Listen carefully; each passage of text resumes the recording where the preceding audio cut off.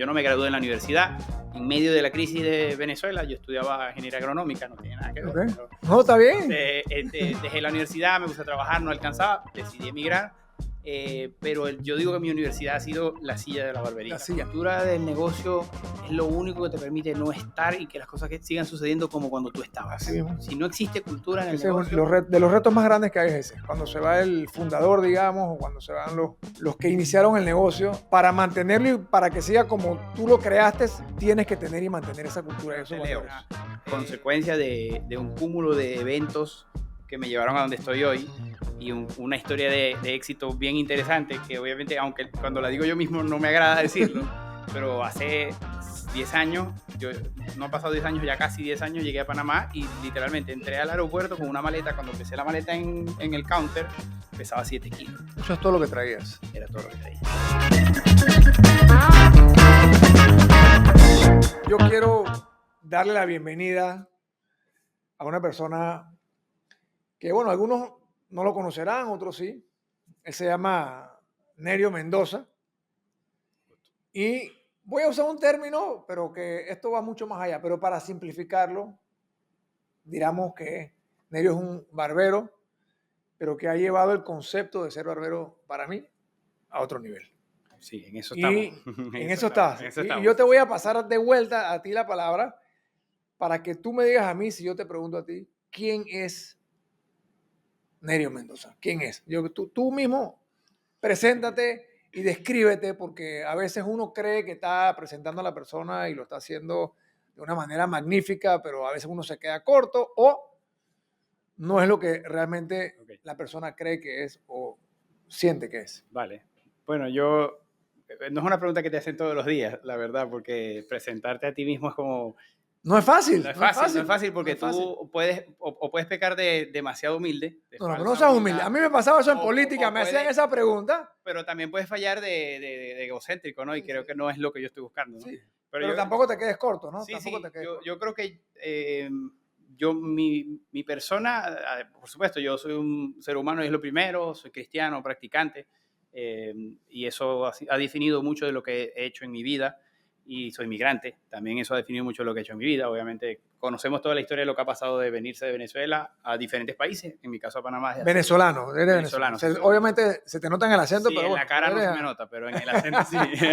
Entonces, pero más allá de eso, creo que en Panamá he creado una imagen mía distinta que vamos a decir, es una consecuencia de un cúmulo de eventos que me llevaron a donde estoy hoy.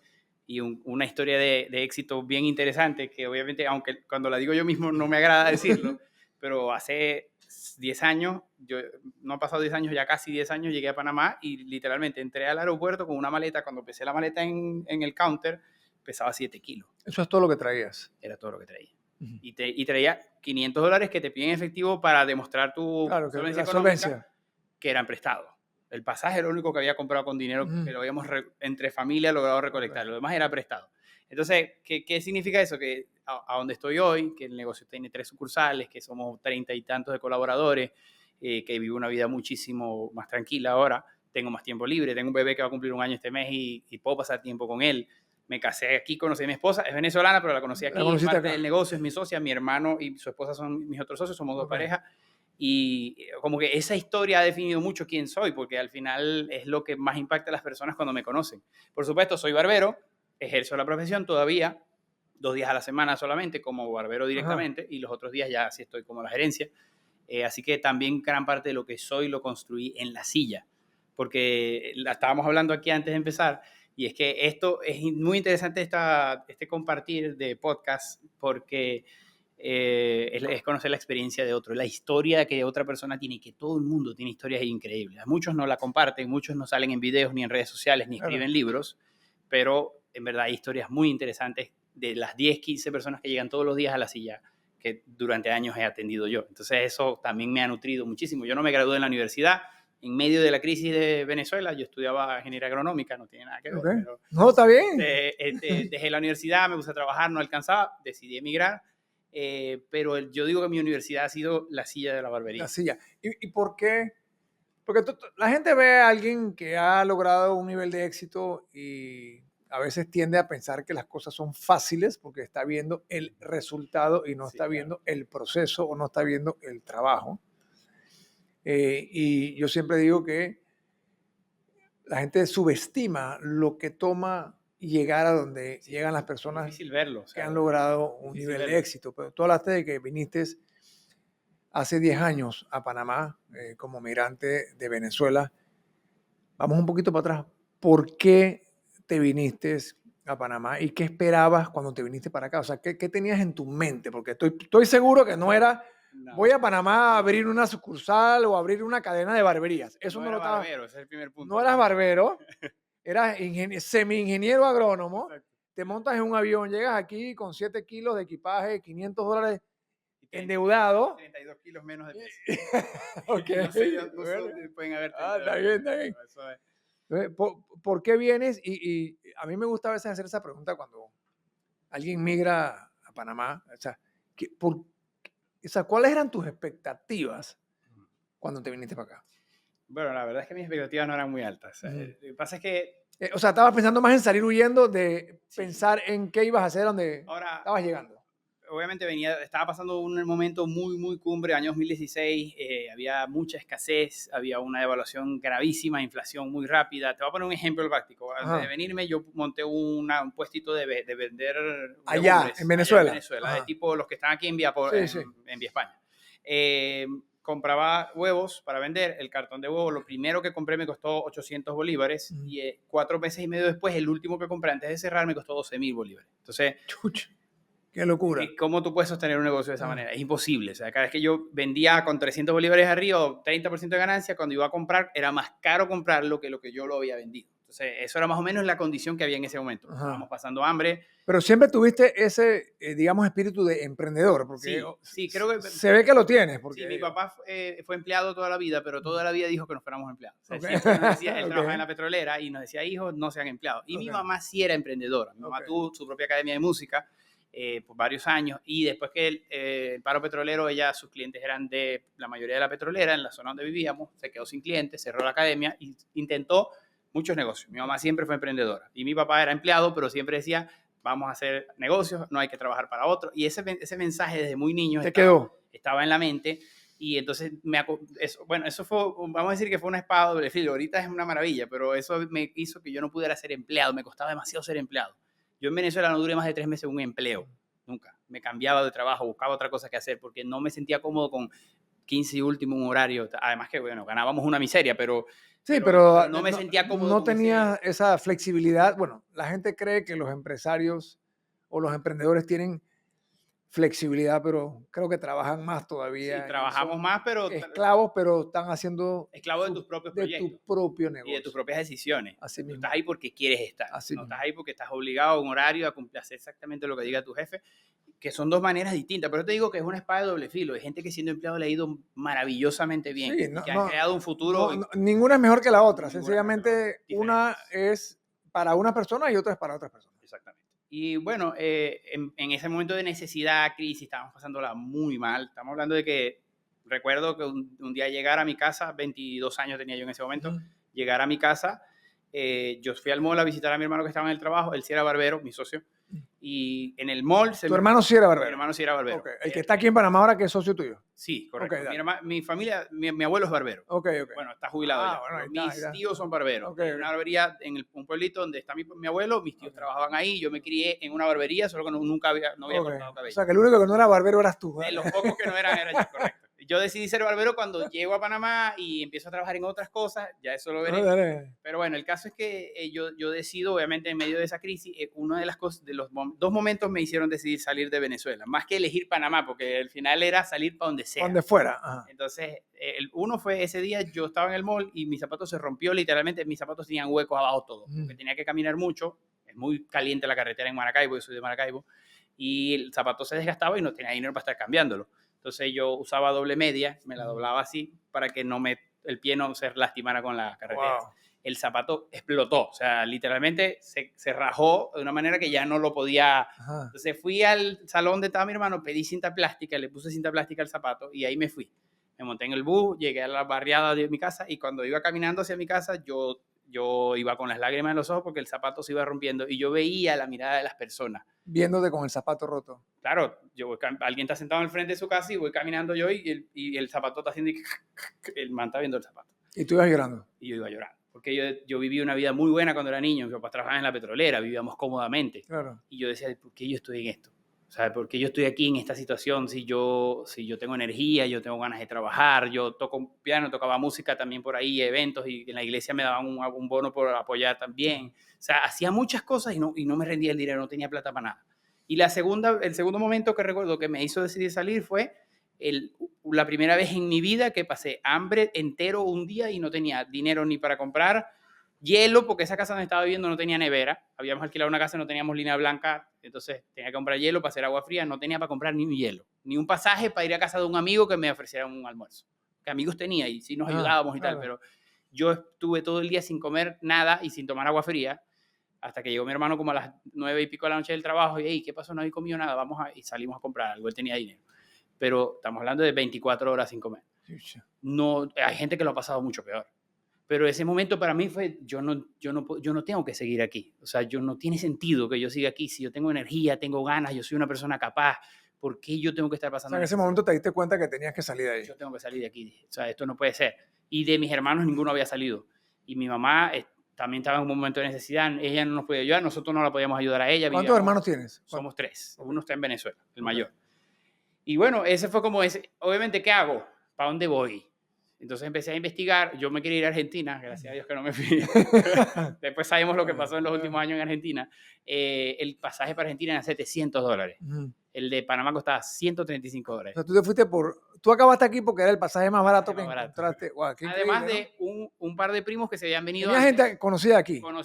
Había un primo que se había venido hace años, pero yo no tenía mucha relación con él. Y habían 2 primos que se vinieron, se acababan de venir hacía 3 meses, por decir así. Y él, hey, ¿qué pasó? ¿Cómo está la vaina allá? Venite aquí. Vente para acá, que estaba lavando carro en un car wash. El clásico, el primer trabajo que la mayoría de la gente tiene. Entonces es dólares, no sé qué, me metí en YouTube. La primera vez que yo vi de Panamá, o sea, solamente había escuchado 2 referencias de Panamá, ni siquiera el canal. Yo no conocía el canal, no sabía del canal de Panamá. Creo. Yo había escuchado era de los Levi panameños, los pantalones, que no eran panameños, ahora lo sé, pasaban por Zona Libre y iban para Venezuela. Claro. Entonces era como que íbamos al centro de comercial de comprar así en la calle, las pulgas, no sé cómo le llaman aquí, como la 5 de mayo, pues. Y comprábamos, los pantalones eran el mejor precio calidad, eran los que venían de Panamá. Eso era la única referencia. Qué bien, y luego me metí en YouTube y puse Panamá. Tour por Panamá. Entonces un man puso una cámara en el carro y paseó todo Panamá. Y yo cuando vi ese video dije, ¿qué es esta vaina? O sea, yo no he ido a Caracas nunca. Ahora he viajado un poco más, pero en ese momento... ¿Tú no habías ido a Caracas? No había ido a Caracas. O sea, para mí, Maracaibo es la ciudad más ciudad que yo había estado hasta ese momento. Y cuando viste el video de YouTube de Panamá, ¿te sorprendiste? Esta vaina está... Es verdad. Edificios y no sé qué, y la vaina pasaron para Amador. Obviamente se ha desarrollado más. Sí, del 17 para acá está... Pero en ese momento era claro que sí. Y entonces yo, bueno, vamos para allá. Está bien, está mi primo allá. Mi primo me dijo, dale, yo pago el cupo en el cuarto porque te alquilaban cupos de cuarto, o sea, ni siquiera un cuarto. Claro, el cupo del cuarto. Que había una masa de migración, la gente hacía el negocio de alquilar un apartamento, tenías 3 cuartos y alquilaba 3 cupos en cada cuarto. Entonces, dale, yo pago tu cupo para que llegue. Y bueno, ese fue como la razón por la que estoy en Panamá. Y es una razón muy extraña porque no fue como que sí, Panamá es el lugar para yo. Extraña, pero ahora que lo cuentas suena muy natural. O sea, de que tienes que llegar a donde puedas llegar. O sea, te puedes querer ir para Argentina o para París, pero digo, si no te da, no te da para llegar. No tienes visa para ir a Estados Unidos, no vas. Y si no tienes ingresos para ir, para donde puedas. Y llegué aquí con ese poco de...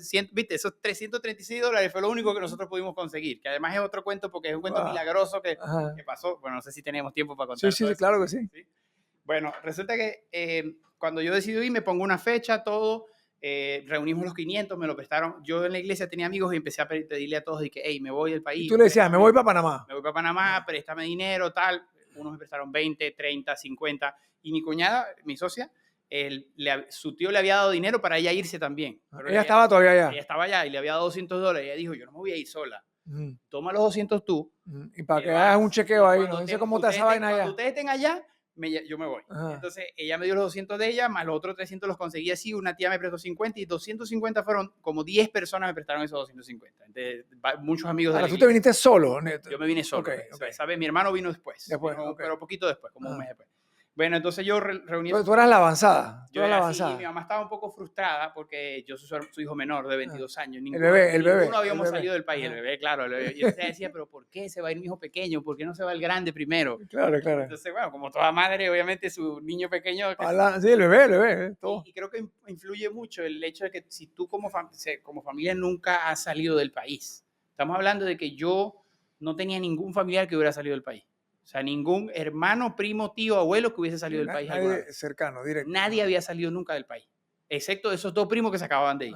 Y el primo que tenía un tiempo. De resto, nadie salía del país. Era algo como que, ahora no, todo el mundo se monta en aviones, va y viene, estamos muy globalizados, la comunicación, las videollamadas, pero en Venezuela no estábamos acostumbrados a salir de Venezuela. Okay.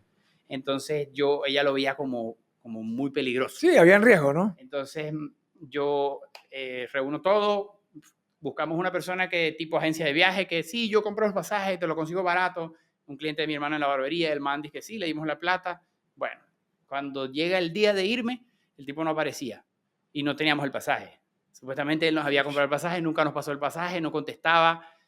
Eso fue terrible. Entonces ya yo había mandado a mi primo a pagar mi cupo de aquí. Ajá. Estamos hablando de $160. De los 500 que yo tenía, ya 160 tenía que dárselos a él. Claro. Y no me puedo montar en el avión. Y yo, Dios mío, ¿qué hago? No puede ser. Preocupadísimo. Entonces pasan unos días, yo frustrado, yo decía, yo no me quiero quedar. O sea, pero el tipo desapareció, literalmente. Mi hermano lo estaba contactando, el tipo contestó y le dio un cheque para devolver el dinero, el cheque rebotaba. Iba al banco, no tiene fondo, le decía. Y ya nos estafó, nada. Claro. Que en ese tiempo $130 era un platino. Un montón de plata, sí. Me mataba trabajando y podía reunir $30 al mes. Era un montón de plata. Entonces, el man no aparece, pasa esa semana y yo, como que mi mamá, me recuerdo que me dijo, hijo, no te puedes ir así. O sea, tú no te puedes ir porque yo estaba muy frustrado con el país, por todas las cosas negativas que nos pasaban todo el tiempo. Teníamos muchos años de crisis, claro, de necesidad, de que no podíamos tener nada, no podíamos comprar nada. Y yo estaba herido con el país. Yo me sentía traicionado por mi propio país. Y entonces yo dije, yo me voy a ir y me voy a olvidar de esto y más nunca vuelvo. O sea, esa era mi mentalidad. Sí, claro, estaba bravo. Estaba bravo. Y mi mamá me dijo, hijo, no te vayas así. No es lo que Dios quiere. O sea, no te vayas bravo, No te vayas bravo. No te vayas renegando del lugar que vienes. Vete con la visión de poder construir en el lugar nuevo al que vas. Sí. Y de las cosas que Dios te va a dar. Y yo sé que Dios te va a bendecir y yo sé que Dios te va a apoyar donde estés, pero no te puedes ir así. Y yo escuché eso y dije, es verdad, yo voy a cambiar la actitud. Y entonces mi oración fue, Señor, si tú decides que yo me voy a quedar, yo voy a poner una fecha límite, 15 días.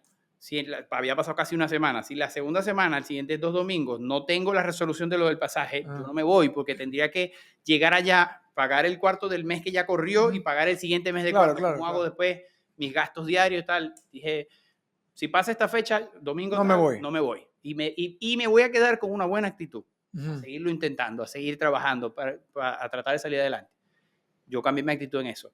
Eso fue, y al mismo tiempo mi mamá sin decirme estaba orando y le decía, Señor, yo quiero para estar tranquila que tú estás apoyando esa decisión de mi hijo, que tú me dejes a mí el dinero del pasaje. No tenía ni un centavo. Sí. Yo quiero que tú me dejes a mí el dinero del pasaje. Y si tú me dejas a mí el dinero del pasaje, yo sabré que él se está yendo al lugar que tú lo quieres llevar y que tú lo vas a apoyar y lo vas a bendecir. Para yo quedarme tranquila, le decía ella en las oraciones. Y ella no me había dicho nada de eso. Me llama un miércoles y el domingo ya se acababa la fecha. El deadline tuyo. No había conseguido nada, no tenía plata, teníamos como $25 cuando mucho. Y me llama, hijo, ¿cómo estás? Vean bien, mami, todo tranquilo y tal. Hijo, mañana tempranito voy para Maracaibo, ya tengo el dinero. Yo dije, el dinero, pero ¿de dónde va a sacar mi mamá plata? Decía yo, ya tengo el dinero. Pero después te cuento, me dijo. Y yo me quedé como, no puede ser, pero ¿dónde sacó mi mamá la plata? Bueno, resulta que ella había abierto una cuenta de banco del Banco Venezuela que no usaba y que cuando ella lo abrió por el tema de los cupos, de los dólares electrónicos, sí, nunca lo sacó, no había plástico, no tenía tarjeta, ella no había usado la cuenta, la tenía abierta y ya. Alguien la llamó de la nada y que no, señora María, escucha la vaina, de señora María la llamamos porque ahí de la misión, ella ni se acuerda qué fue lo que le dijeron, la misión, esas misiones del gobierno, le depositamos un dinero y tal, una ayuda. Y ella, pero si yo no me he metido en nada de eso, ella nunca se metió en nada de cosas del gobierno. Bueno, ella se va al banco y dijo, bueno, voy a ir al banco, no pierdo nada. Pregunto y si es mentira, pido el plástico para tener mi tarjeta de la cuenta. llega y tal. Cuando ella llega y se sienta con la gente del banco, le dice, mira, me llamaron para decirme que me depositaron un dinero. Y la muchacha se le rió en la cara. Señora, pero ¿qué le pasa? Si eso hace mucho tiempo que no depositan nada en ese banco. Ah, bueno, tranquila, no te preocupes. Le dijo, ¿tienes plástico? Sí, tengo el plástico. Ah, bueno, deme la tarjeta para no perder el viaje, le dijo. La señora fue, firmó, que le entregó el plástico. Cuando iba saliendo desde el banco, el vigilante estaba en una posición donde veía la computadora de la gente y se dio cuenta que sí tenía dinero en la cuenta. Solo que la gente ella no le prestó atención, ella pensó que ese dinero era de ella, ni siquiera verificó la información, porque hace mucho que no llegaba dinero. El man se le acercó, señora, disculpe, usted sí tiene dinero en esa cuenta, vaya al cajero, saque 5,000 bolívares, estaba 1,000, $1, o sea, que es como decir $5, saque 5,000 bolívares y le va a dar el monto de cuánto le queda. El saldo. Mi mamá se metió, sacó 5,000 bolívares, le quedaban 131,000. Le entraron 136,000 bolívares, que era lo que costaba el pasaje. O sea, es una vaina. No. Es una vaina que yo hasta el sol de hoy, ninguno, o sea, no podemos entender, y yo no me olvido. Yo cuento esa historia para no olvidarme yo de lo que Dios hizo con el objetivo. Dos cosas yo aprendí en ese momento. Obviamente, uno lo hizo por la tranquilidad de mi mamá, que estaba muy nerviosa en la situación. Y número 2, lo hizo para enseñarme a mí que él era el que tenía el control y las cosas se iban a hacer como él dijera, no como yo quisiera. Y cuando él quisiera. Yo no lo iba a resolver ni es cuando yo quiera, ni como yo quiera, ni con mis contactos, no. Él me iba a ayudar a solucionar. Y parece tonto porque es poco dinero, pero para nosotros en ese momento fue muy importante. Esa es la diferencia entre venirte para acá o no venir. Muchísimo. Entonces, ella se fue para Maracaibo, fuimos, completamos con la aerolínea, como era de allá para allá, era un poquito más caro, completamos ahí todas las tarjetas, raspamos, compramos el pasaje. ¿Y te viniste para Panamá? No ha terminado la historia, te vas a sorprender más todavía. Salimos de la aerolínea, de la agencia de viajes con el pasaje comprado. Estaba mi hermano, otro primo, que también está aquí en Panamá ahorita. Y salimos, agarramos un carrito por puesto, que ya era así como un transporte público. Y mi mamá le dijo a mi hermano, hey, vamos a parar en el banco, intenta cobrar el cheque, a ver si de repente nos bajamos. El cheque que rebotaba. El cheque que rebotaba, 3 veces había rebotado. Nos bajamos así cerquita de la agencia de viaje. Entró al banco y salió con un bolso así de dinero. El cheque pasó. Justo después de haber comprado el pasaje. Dios mío. Entonces yo digo, ¿cómo alguien explica eso? O sea, yo creo que a veces Dios hace cosas en la vida de uno que tú no puedes explicar. Eso no se puede explicar. No se puede explicar. Y se solucionó, nos enseñó lo que nos iba a enseñar y después el cheque pasó. ¿Qué hicimos con ese dinero? Bueno, terminamos de hacer una reunión, compartir con la familia, compramos comida para despedirme. Y le quedaron 80,000 bolívares a mi mamá para ella resolver mientras... Claro. Entonces, eso fue como... Pero qué mensaje. Claro, una señal de parte de Dios. Pero te sentiste que venías en ese avión casi que mandado por Dios, o sea, que estabas lleno de confianza y de ¿no? Sí. Por una persona de fe que le pase eso. Claro, yo decía, me iba con miedo de un país que no conozco, nunca me había montado en un avión. O sea, yo recuerdo que en el vuelo, cuando empecé a despegar, que tú sientes que va hacia arriba, iba un niñito atrás mío, ¡wii! Yo iba por dentro igual que ese niño. Así pegaba en la ventana viendo todo. Porque fue como, wow, Dios me va a respaldar. Luego, la historia después de ahí para adelante, desde que llegó a Panamá, es complicada, pero por lo menos sabía que tenía el respaldo de Dios. Tenías el respaldo. Y llegaste aquí y te bajas de ese avión y ves esta ciudad. Y ¿qué te pasó por la mente? Mi primo fue genial, me buscó en el aeropuerto y me montó en el Metrobús de corredor. ¿De verdad? Sur, para que yo viera, así yo iba como el de Will Smith en ¿cómo se llama esa serie? El Príncipe de Bel-Air. El man dije, yo vi una mansión de lo más elegante y yo así en el bus pegado así. O sea, una vaina espectacular. Para mí fue, hasta el sol de hoy, uno siempre pasa por el Corredor Sur y dice, claro, no, es impresionante. Pero la primera vez, o sea, no me olvido de esa primera vez, por todo el Corredor Sur, por Paitilla hasta Albrook. O sea, desde el aeropuerto hasta Albrook por el Corredor Sur. Pasé la avenida Balboa, todo en el metro. Todo. Sentadito así en el Metrobús. Eso fue espectacular. Y obviamente ya después que estoy aquí, bueno, es la realidad de los migrantes. Bueno, te entra la realidad, sí, como migrante. ¿En qué momento tú decides, yo voy a ser barbero? O sea, yo voy a dedicarme a la barbería después vamos a ver cómo tú defines realmente lo que haces, ¿no? Porque bueno, hubo una fase de unos meses de trabajar en otras cosas. Diferentes cosas. Vendí comida en la calle, caminando, ayudante de cocina, en una empresa de mudanza, trabajos eventuales, muchos trabajos eventuales.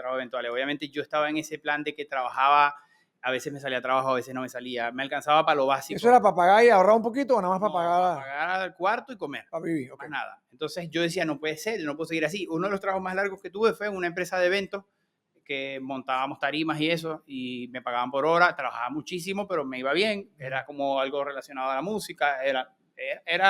Fue el trabajo más chévere que tuve. Sin embargo, $2.50 la hora. O sea, tenía que trabajar muchísimo para ganar dinero. Logré pagar las deudas a mis amigos. Algunos no me quisieron cobrar. Luego trabajé de vigilante. Por cierto, trabajé... ¿De vigilante de compañía de seguridad? De vigilante, sí. Con pistola y todo así, armado y todo. No. De esos vigilantes que te ponen ahí nada más a estar ahí sentado. Abrir la puerta y cerrarla. Un radio y un taser. Tenía un taser, por lo menos. Sí. Sin entrenamiento de ningún tipo. Y yo trabajé de vigilante en Santa María Plaza cuando lo estaban construyendo. ¿Qué va? Esa es como que yo cada vez que paso digo, qué locura. Vino mi suegra hace poco, gracias a Dios le pudimos sacar la visa y vino a visitarnos. Y ya, cada vez que pasábamos por un lugar, yo trabajé ahí en tal cosa. Yo trabajé allá. Pero tú trabajaste en todos lados. Yo, bueno, la vida que tenemos ahorita no es la misma que teníamos cuando empezamos. Claro. Bueno, pasé esa fase, regresé a Venezuela, me tocaba salir cada 6 meses, porque en ese tiempo no teníamos visa.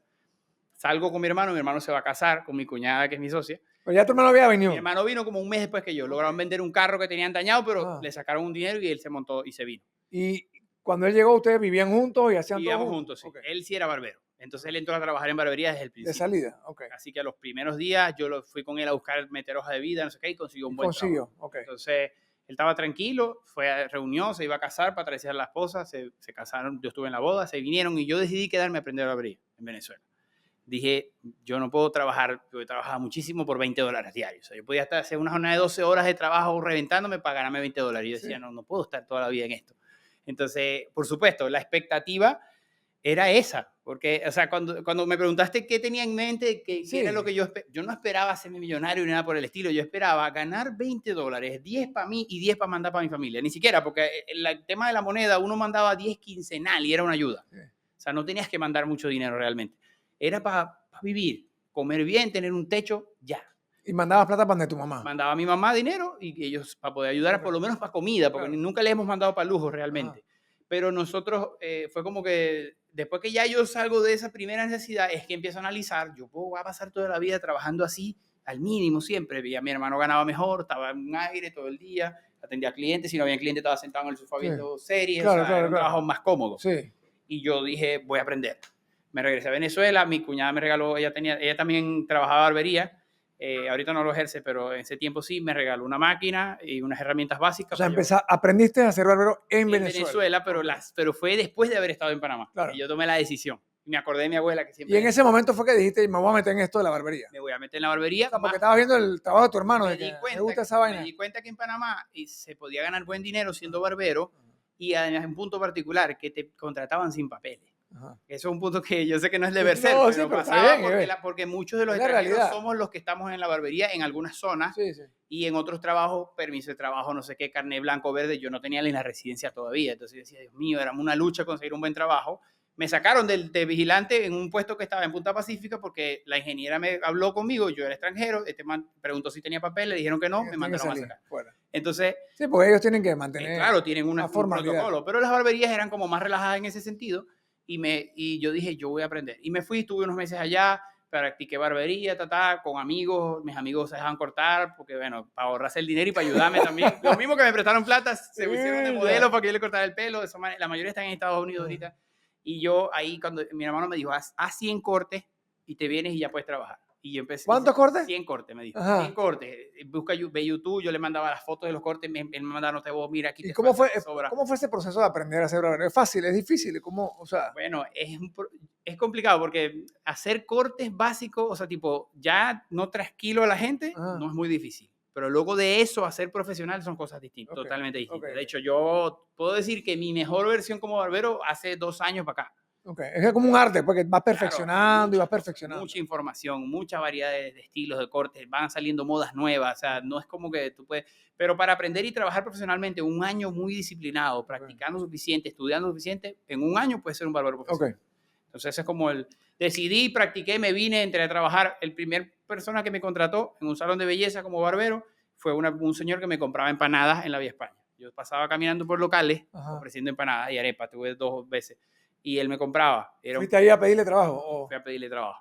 Él es panameño. Ya no vendo empanadas, ahora soy barbero. Exacto, pero ¿qué pasa? Que él conoció a mi hermano, porque en esa que mi hermano estaba buscando trabajo, como llegamos barbero. Ahí y mi hermano, él le hizo una suplencia de un día de un barbero que estaba enfermo y lo vio cortando y vio que cortaba bien. Entonces ahí como que generó una confianza, bueno, este es el hermano. Me hizo la prueba, me dijo, todavía te falta un poco, pero vamos a darle. Tengo un salón en El Dorado, me mandó para allá. Y en El Dorado yo empecé a trabajar, ganaba nada porque era un salón de mujeres. Pero bueno, empezaste como empleado de una barbería. Ajá. Entonces, ¿cómo das ese paso? Me imagino que tú y tu hermano en algún momento dicen que vamos a abrir nuestra propia vaina, pero ¿cómo dan ese paso? ¿Cómo llegas de estar trabajando en El Dorado recién graduado, entre comillas, de barbero, a montar tu negocio y expandirte, ir creciendo? Bueno, la idea es, casi que desde el principio teníamos la idea de hacer un propio negocio.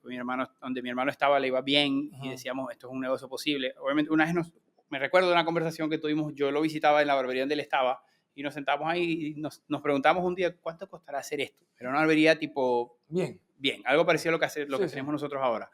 Y yo en ese momento me quedé corto, pero dijimos, no sé, unos $60,000 puede ser. Y dijimos, calculamos, ¿no? Entonces, ¿cuántos cortes para poder pagar esta vaina? Me acuerdo que calculamos el ingreso de mi hermano y el ingreso mío actual, viviendo al mínimo, sin gastar en nada, sin salir a comer, sin ir al cine, sin comprar ropa, pagar alquiler, comida y ya. Y daba 12 años de ahorro para poder montar el negocio. Entonces nosotros dijimos, esto no se puede, es imposible. Bueno, pasaron varios años, yo me fui cambiando de una barbería a otra mejor. ¿Varios años? ¿Cuántos años? Yo creo que la gente entienda lo difícil que es esto, ¿no? Julio del 2017 yo llegué a Panamá, entré a trabajar en El Dorado, estuve como 3 meses nada más, luego entré a otra en Costa del Este, un salón de belleza, ahí como que un poquito precio más alto, empecé a ganar un poquito más. Vamos a un ejemplo, mi primera quincena me gané $90. Y después en el segundo trabajo, 100 y pico. Ganabas menos de salario mínimo, obviamente. Porque no había clientes, no tenía papeles, empezando, el precio del corte era bajo y no tenía clientes. Luego entré a un salón en Costa del Este con un precio un poco más alto, aunque no había mucho flujo, como el precio era más alto, me daba para ganar 200, 250 por quincena, llegué a ganar 300 lo máximo.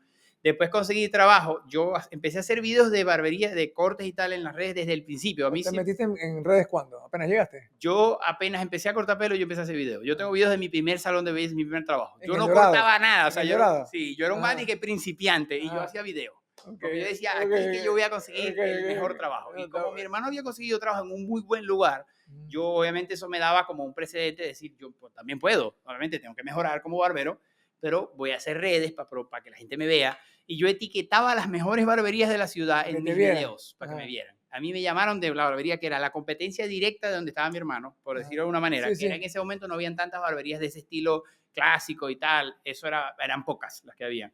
Y eran de esas dos más conocidas, me llamaba, escribieron, vimos tus videos. No por el video. Se nos fue un barbero, vamos a una entrevista. Y me entrevistaron y hicimos una prueba, les gustó y me contrataron. Yo tenía eso fue en enero, estamos hablando de que yo tenía 6 meses de barbero aquí en Panamá, 6, 7 meses.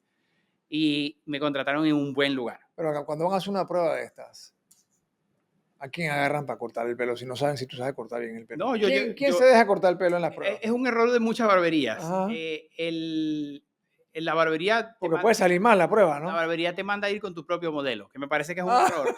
Porque yo puedo llevar a un primo mío que le he cortado 10 veces y obviamente me va a quedar bien. Ya estaba acostumbrado a... Claro, el mismo cabello, el mismo corte, lo he practicado. Hago mi mejor corte en una prueba. Tú tienes que llevar tu propio modelo. Bueno, así lo hacían antes. Y me parecía la peor manera de contratar. Pero ellos lo hacen porque si sale mal, no quedaron mal con nadie ellos, ¿no? Yo creo que tiene que ver con... No, porque modelos se consigue. Gente que se quiera cortar gratis, los empleados, el man del vigilante. Dale, no importa, no hay problema. Pero el tema es que me parece que es un sistema muy fallo para contratar personas. Y le pasa a muchas barberías. Sí, como que tienes una especie de trampa, ¿no? De que ya lo tengo ensayado. Sí, y aunque no lo tenga ensayado, tú no puedes contratar a una persona por un corte, porque es que eso es como que tú vas a contratar a un enfermero y lo pongas a sacar sangre y lo haga bien y ya listo, contratado. Hay muchos más trabajos que tiene que hacer. El barbero tiene 15 tipos de cabello con diferentes densidades, con 400 estilos distintos que tiene que manejar más o menos. Entonces hiciste la prueba y te contrataron. Me contrataron. Por las redes. Me vieron en las redes, me llamaron, corté un cliente, me vieron, dijeron, está bien, dale, trabaja. Y entré a trabajar. Obviamente crecí mucho porque yo había trabajado en salones de belleza donde yo era el único barbero de hombres, pero ahí habían otros barberos y yo tuve la oportunidad de aprender con ellos. Además, mi hermano siempre me estaba enseñando. ¿Y esa sí era una barbería de hombres? Era una barbería de hombres. Okay. Habíamos 4 barberos, entonces de los otros 3 yo aprendí mucho. Una señora que me ayudó muchísimo a aprender también, que estaba como al lado mío en la silla, me enseñó a hacer queratinas, me enseñó a hacer tintes, me ayudó a mejorar con las barbas, me ayudó a muchas cosas que todavía me faltaban. Mi hermano también me estaba enseñando constantemente. Ahí yo empecé a hacer una clientela ya que me buscaban a mí, como Nerio Mendoza, nombre y apellido. Yo te iba a decir, es que el tema de quién te corta el pelo normalmente es, tú quieres que te lo corte esa persona, ¿no? Y si tú te vas para otra barbería, la gente va a buscarte a la otra barbería. Me siguieron algunos clientes del salón que estuve en Costa del Este, me siguieron, poquito. Hasta el sol de hoy hay unos muchachos que se cortan, que eran niños, las mamás iban a hacerse un blower y llevaban al niño, yo lo cortaba. Hoy están en Estados Unidos estudiando y tienen 8 años cortándose conmigo. La mayoría están así adolescentes ya grandes. Que es un grupo como de 6 muchachos. Después en esa siguiente barbería, que ya era en San Francisco, empecé a hacer más clientela, la gente me empezó a buscar, ya sacaban cita conmigo. ¿Esta es la barbería? En la buena. En la buena. En la buena. Ya ganaba mejor, el precio era un poco más elevado, había flujo de clientes. Yo podía estar un sábado lleno de trabajo sin haber yo tenido clientes. O sea, que el lugar tenía un flujo de clientes. Tenía sus propios clientes. Tenía sus propios clientes. Entonces empecé a hacer un buen ingreso, más ingreso económico. Me emparejé mis ingresos más o menos con mi hermano, que le iba muy bien.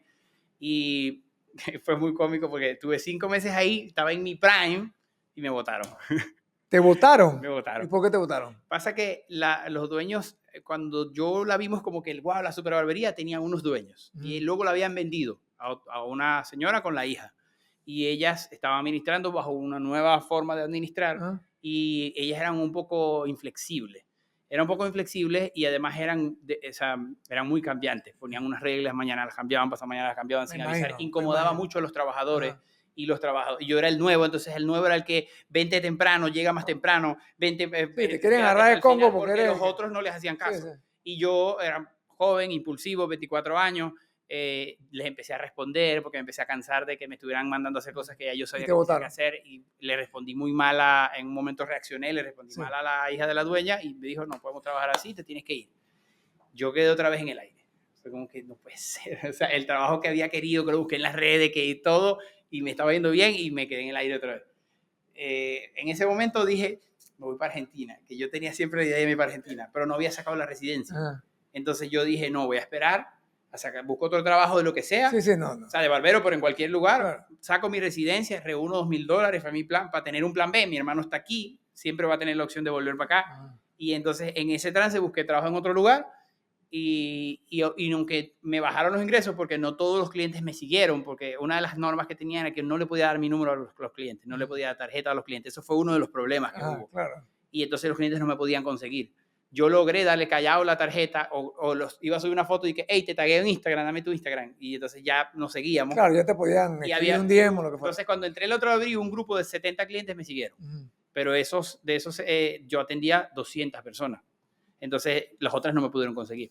Entonces me bajó el ingreso un poco, pero el lugar que entré nuevo era muy agradable, el jefe era muy respetuoso, había un inversionista y un socio que era barbero y que me fue súper bien con él, un dominicano, una excelente persona, hasta el sol de hoy es mi amigo. Me enseñó más técnicas, más cosas de coloraciones, me enseñó a trabajar por cita, que no lo hacíamos mucho, y eso me ayudó a organizar mejor mi agenda y empezar a generar más ingresos, me pagaban un buen porcentaje. Así que como que mi idea de irme de nuevo volvió otra vez, me calmé. Me quedo quieto. Me dije, no, vamos a volver a hacer la clientela, si podemos, tal. Cuando me estaba empezando a ir bien de nuevo ahí, le ofrecieron a mi hermano irse a trabajar conmigo. Porque, bueno, por mí lo conocían, sabían que era buen barbero, que tenía clientes. Bueno, te damos esto, un deal, no sé cuántos meses garantizado, porcentaje. Bueno, buscaron la manera de traerse. Y se vino para acá. Se vino a trabajar conmigo. Estuvimos 2 años trabajando los dos, uno al lado del otro. O sea, ya llevas que casi 4 años de estar en Panamá. Eso fue 2017, en el 18 entré en la otra, me votaron a mediados de año, mediados de 2018 entré a esta, en el 2020. En la pandemia estábamos trabajando en esa barbería. Entró la pandemia, ya teníamos la idea de hacer el negocio nuestro. El dueño de esa barbería nos había ofrecido que podíamos hacer una sucursal y asociarnos nosotros, igual como nuestro jefe, un porcentaje, y nosotros dirigíamos esa otra sucursal, pero él nunca, o sea, eso se lo ofreció al principio a mi hermano y después, no, eso no va, no sé qué, nunca lo quiso hacer y dijimos, nosotros tenemos que hacer nuestra barbería. Y entró la pandemia, quedamos en el aire, en pandemia, encerrados en un apartamento, dijimos, vamos a comprar la silla, porque cuando tengamos la silla lo tenemos que hacer sí o sí. Y habíamos logrado ahorrar algo de dinero Ya seguridad, ya metieron plata, ya. Exacto, tipo con las sillas en la sala. Entonces, claro, todo el mundo estaba tratando de facturar de alguna manera y la empresa que vendía las sillas había puesto un descuento y que 35% de descuento en la silla. Vamos a comprar la silla. Y agarramos y compramos la silla con un tercer socio que era mi primo.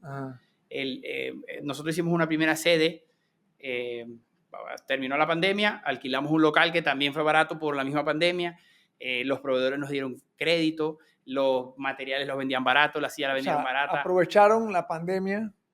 Sí, para poder hacerlo sin tanto dinero y sin inversionista, porque ese fue el tema. Una de las cosas que nosotros no queríamos era tener un socio que ya habíamos visto en otras barberías como ese tema de que un inversionista que no es barbero, que no entiende la forma, que además el negocio de barbería es un negocio que deja poco margen porque los barberos comisionan y como comisionan no es un sueldo base, el barbero gana más. Entonces la barbería el margen que le queda es bajo.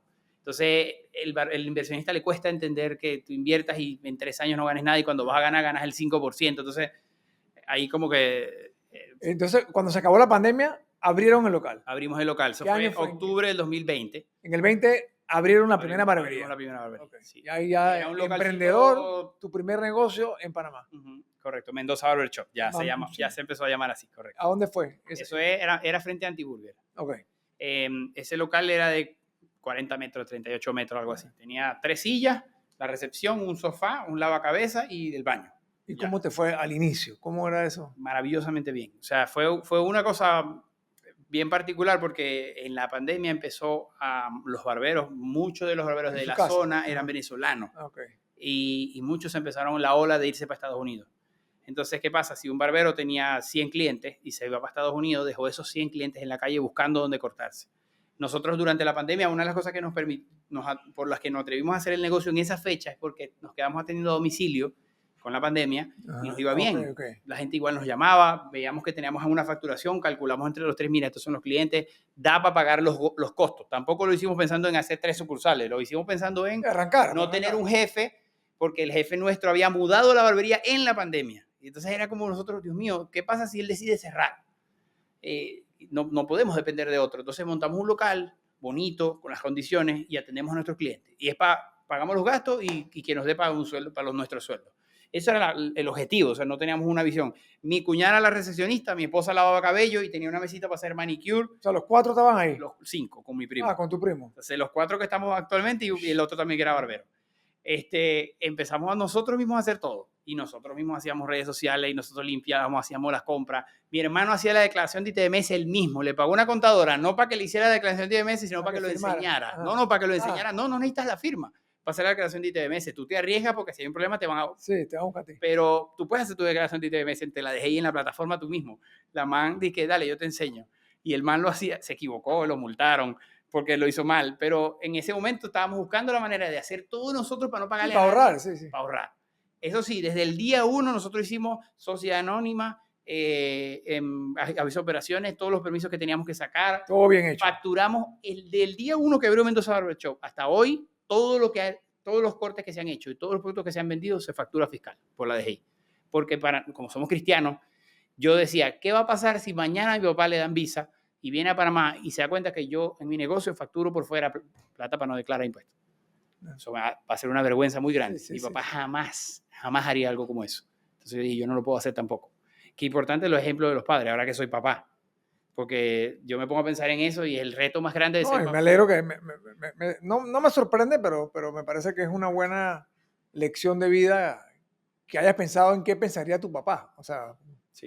por los ejemplos o los valores, ¿no? Claro, por lo que él ha hecho, lo que él ha demostrado. Definitivamente, y un paréntesis, pero ahora que soy papá lo pienso y digo, lo más difícil de ser papá no es decirle a tu hijo qué hacer, sino hacer tú las cosas que luego esperas que él haga. Sí. Entonces, ese ejemplo de mi papá siempre lo tenemos allí, mi hermano y yo siempre alineados a eso y decidimos hacerlo todo muy ordenado. Obviamente eso económicamente no es lo más rentable. Hay muchos negocios que cuando empiezan no facturan. Pero es lo más duradero, para siempre. Es lo más duradero. Mejor hacer las cosas bien, te da paz mental. Yo ahora lo veo, porque ahora hay una estructura bancaria, crédito, tal. Es tranquilidad, porque también es dormir tranquilo sabiendo que no le debes a nadie. Hay que tener paz mental, que no te van a venir a tocar la puerta, que venir la DGI. He visto muchos negocios que iniciaron, les fue bien, pero como lo hicieron de manera informal, luego entonces terminaron cerrando porque algo no estaba bien. Lo que empieza mal, termina mal. Sí, eso hay que entenderlo. Entonces, bueno, afortunadamente lo decidimos. 2 cosas. Número 1, hacer todo muy ordenado. Y segundo, cerrar los domingos, que era algo raro, porque las barberías funcionaban los domingos. Cuando éramos empleados, trabajábamos los domingos. Eso era para tener tiempo en familia, por el tema religioso, ¿por qué? Dijimos dos cosas, que el domingo es el único día que verdaderamente está todo tranquilo, no hay tráfico, está para descansar y compartir con tu familia, salir, ir al parque, etcétera, y para poder participar en la iglesia y servir. Como el negocio de como Chicken Filet en los Estados Unidos, que ¿sí? Cierra los domingos. Eso cierra los domingos por temas religiosos. Bueno, aquí pasa mucho con los judíos. Cierran sábado. Sí. El Carbone cierra sábado, un ejemplo, no sé si lo puedo decir, pero, yo soy cliente de ellos y algunos trabajan ahí, también ellos son clientes nuestros. Y yo me sorprende, o sea, que digo, wow, cierran un sábado. No, sí pasa. Pero claro, si tú te alineas, te mantienes alineado a tus creencias como dueño de un negocio, eso también es bueno, porque eso es estructura y al final la gente se acostumbra. A nosotros nos pasó, los clientes al principio domingo nos escribían, cónchale, ¿qué pasó? Y nos decían, ¿por qué no abren domingo? Que se mueve, tengo el día libre con los niños. Hoy en día... Y pasó un año que los clientes seguían como ahí resistiendo. Después se acostumbran. Se acostumbraron. Nadie te escribía los domingos. Y ese local, tu primer local, ese ya está cerrado, ¿no? Ustedes se mudaron a otro local. Sigue existiendo y no es mío y tiene otro nombre. Ok. Entonces, pero es una barbería. Es una barbería. Okay. Sí. Ese lugar, 9 meses después que abrimos, nos empezó a llegar mucho cliente. Tuve que crecer porque hicimos redes sociales, nos fue bien en las redes sociales, estaban ese montón de clientes en el aire. Tu red está muy buena, quiero que sepa que me puse a verlas antes de la entrevista y de verdad que... Sí, ese es mi mejor trabajo. Te felicito. Te felicito. Trabajo, definitivamente. Sé como mi hijo. Es lo que más me ha costado construir. Yo a veces digo, yo soy buen barbero, pero lo que yo soy mejor es comunicador. En esto y en las redes, obviamente, diferentes estilos de comunicación. Pero en la barbería con mi silla también es lo mismo, porque a mí me pagan por hablar. De hecho, me acordé después de años de ser barbero, que cuando yo era niño, mi mamá una vez me dijo que éxito es que te paguen por hacer lo que te gusta. Eso decía mi mamá. Sí. Y yo le di, entonces en ese momento por chiste, yo de niño, como hasta hoy, hablaba muchísimo. Yo le decía, bueno, o sea, me van a tener que pagar por hablar, para yo ser exitoso. Y después me di cuenta que sí, me pagan por hablar, literalmente, por estar sentado media hora o 1 hora con un cliente hablando.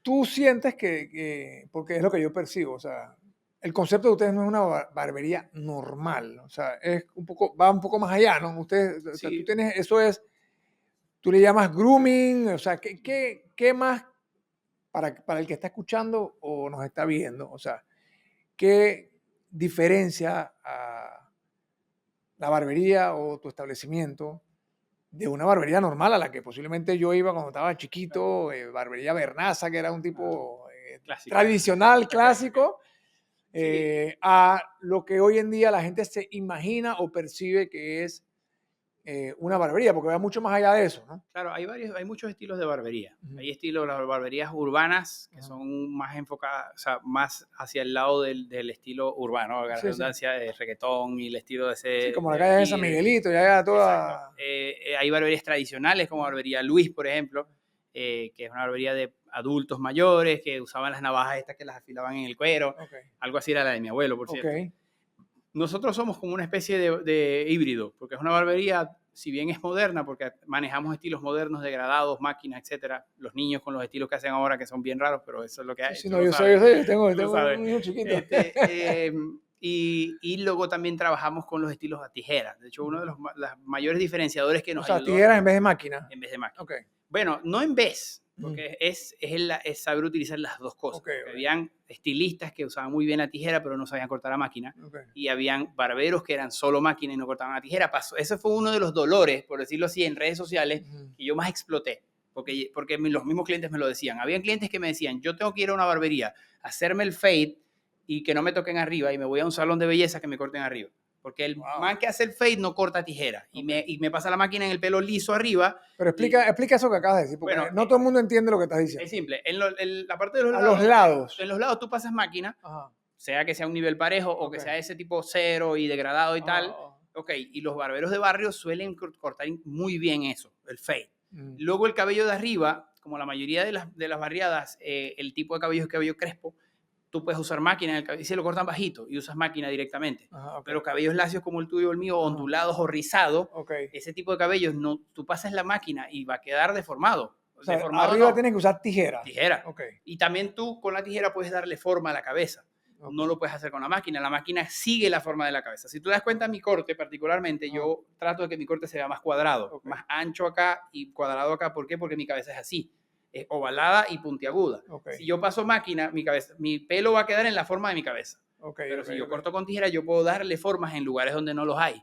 Y eso es algo que los estilistas solían hacer con tijera, pero que no sabían hacer los fade de máquina. Y entonces, uno de los obstáculos que tuviste que había y que tú lo aprovechaste, estoy entendiendo, poder hacer esa combinación de máquina con tijera para que no tuviese que venir alguien a hacerse la máquina en un lugar y después salir de ahí y se hace la tijera en otro lado. ¿Eso es lo que estaba pasando? Es correcto. Wow. No en todos los casos, pero, no, claro, le pasaba a mucha gente. Tú presentas al público que tú tienes esa habilidad, también entonces te llegan los adultos que se hacen cortes todo a tijera clásico y te llegan los jóvenes que se hacen cortes a todo máquina o mixto, las dos cosas. Tú abres el abanico a decir, nosotros podemos atender cualquier tipo de cabello.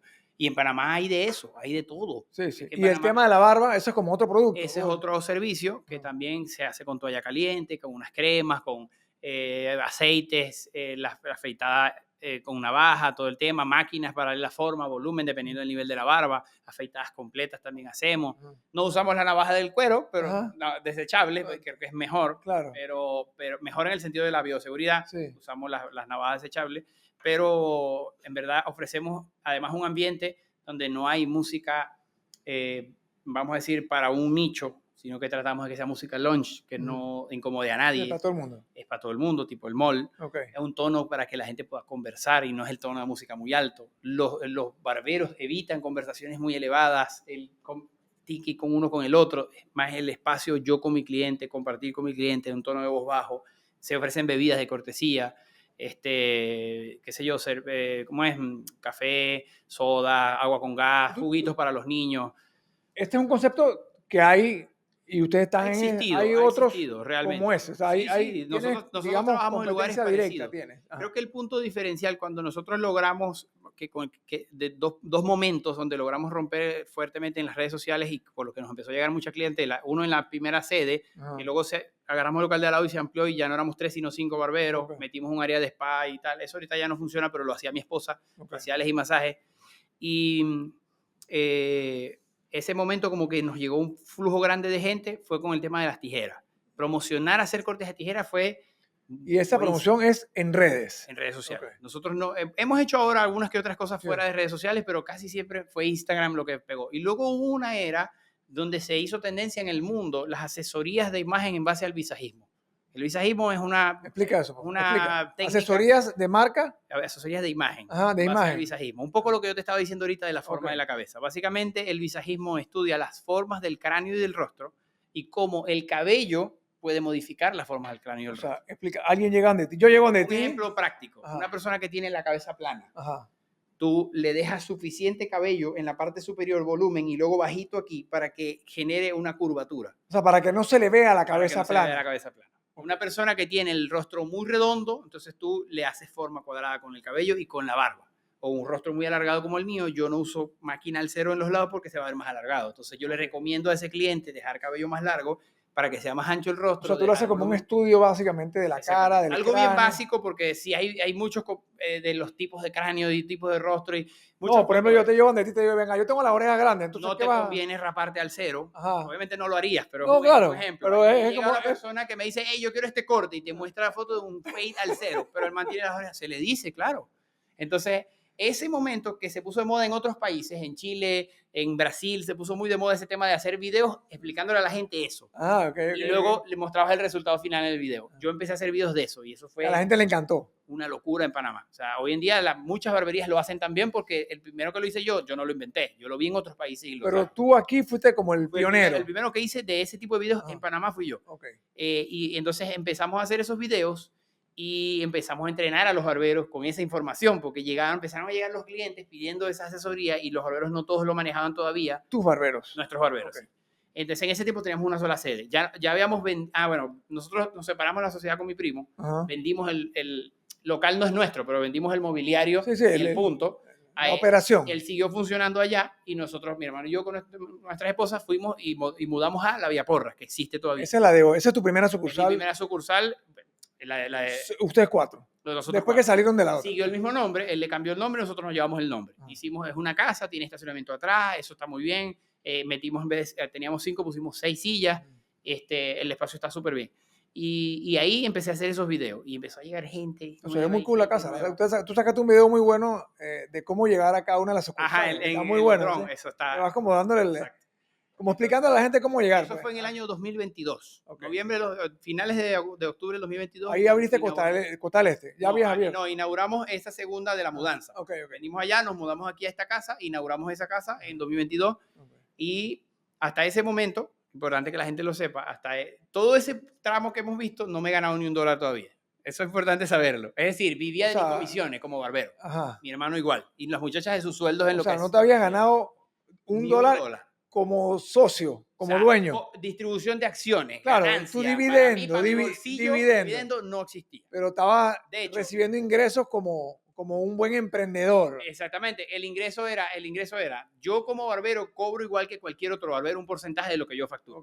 Mi cuñada en la recepción tiene un sueldo de recepcionista y la otra en el spa, o lo que sea que haga, comisiona. O sea, las barberías funcionan, si tú haces un corte que cueste $20, un porcentaje se lo llevas un porcentaje y el resto se queda en la barbería. Es correcto. A pagar los gastos y todo lo demás. Es correcto. Entonces yo si eres socio como empleado. Y la empresa reinvertía. Obviamente tuvimos una sede, ampliamos a la otra, luego nos mudamos y aunque vendimos, la inversión fue mucho mayor porque es una casa, requiere otro tipo de inversión estructural, tumba paredes, no sé qué, en la parte de afuera. Bueno, ahí volvimos a quedar en cero y endeudados otra vez. Luego esa es la vida del emprendedor. Normal. Eso está bien. Normal. Sí, yo obviamente más o menos tenía una idea de cómo era eso, pero nuestras esposas ya estaban en un momento. ¿Dónde está el billete? ¿Dónde está el chen-chen? ¿Dónde está el chen-chen? Y además que trabajábamos sin horario, porque esa es otra cosa. Que nosotros, obviamente, por la necesidad de poder seguir generando dinero pulmón para esos crecimientos y había flujo de clientes, estaban los clientes, nos dolía decir que no. No. Entonces no decíamos que no a nadie. ¿Qué implica? El horario es de 10 de la mañana a 8 de la noche, de lunes a sábado, pero no era realista en ese momento. Atendíamos a las 7 de la mañana, a las 8, a las 10 de la noche. Yo, a la hora que el cliente, si yo estaba full y no tenía cupo, dale, te atiendo, y lo iba metiendo más arriba. Y así, entonces nuestras esposas ya estaban en un momento de crisis. Afortunadamente no teníamos hijos ninguno. Eso te iba a preguntar, ¿cómo tener hijos te cambia esa dinámica? Pero bueno, todavía no hemos llegado allá. Eso es más allá, más adelante. Ya, ¿cuántas sucursales tienes? Hoy son 3, de Mendoza Barber Shop, sí. Son entonces, 3. Luego de 2022, en el principio de 2024, estoy perdido. Sí, el principio de 2024 vimos Costa del Este. En mayo de 2024 vimos Costa del Este. Esa es la segunda. La segunda fue Costa del Este.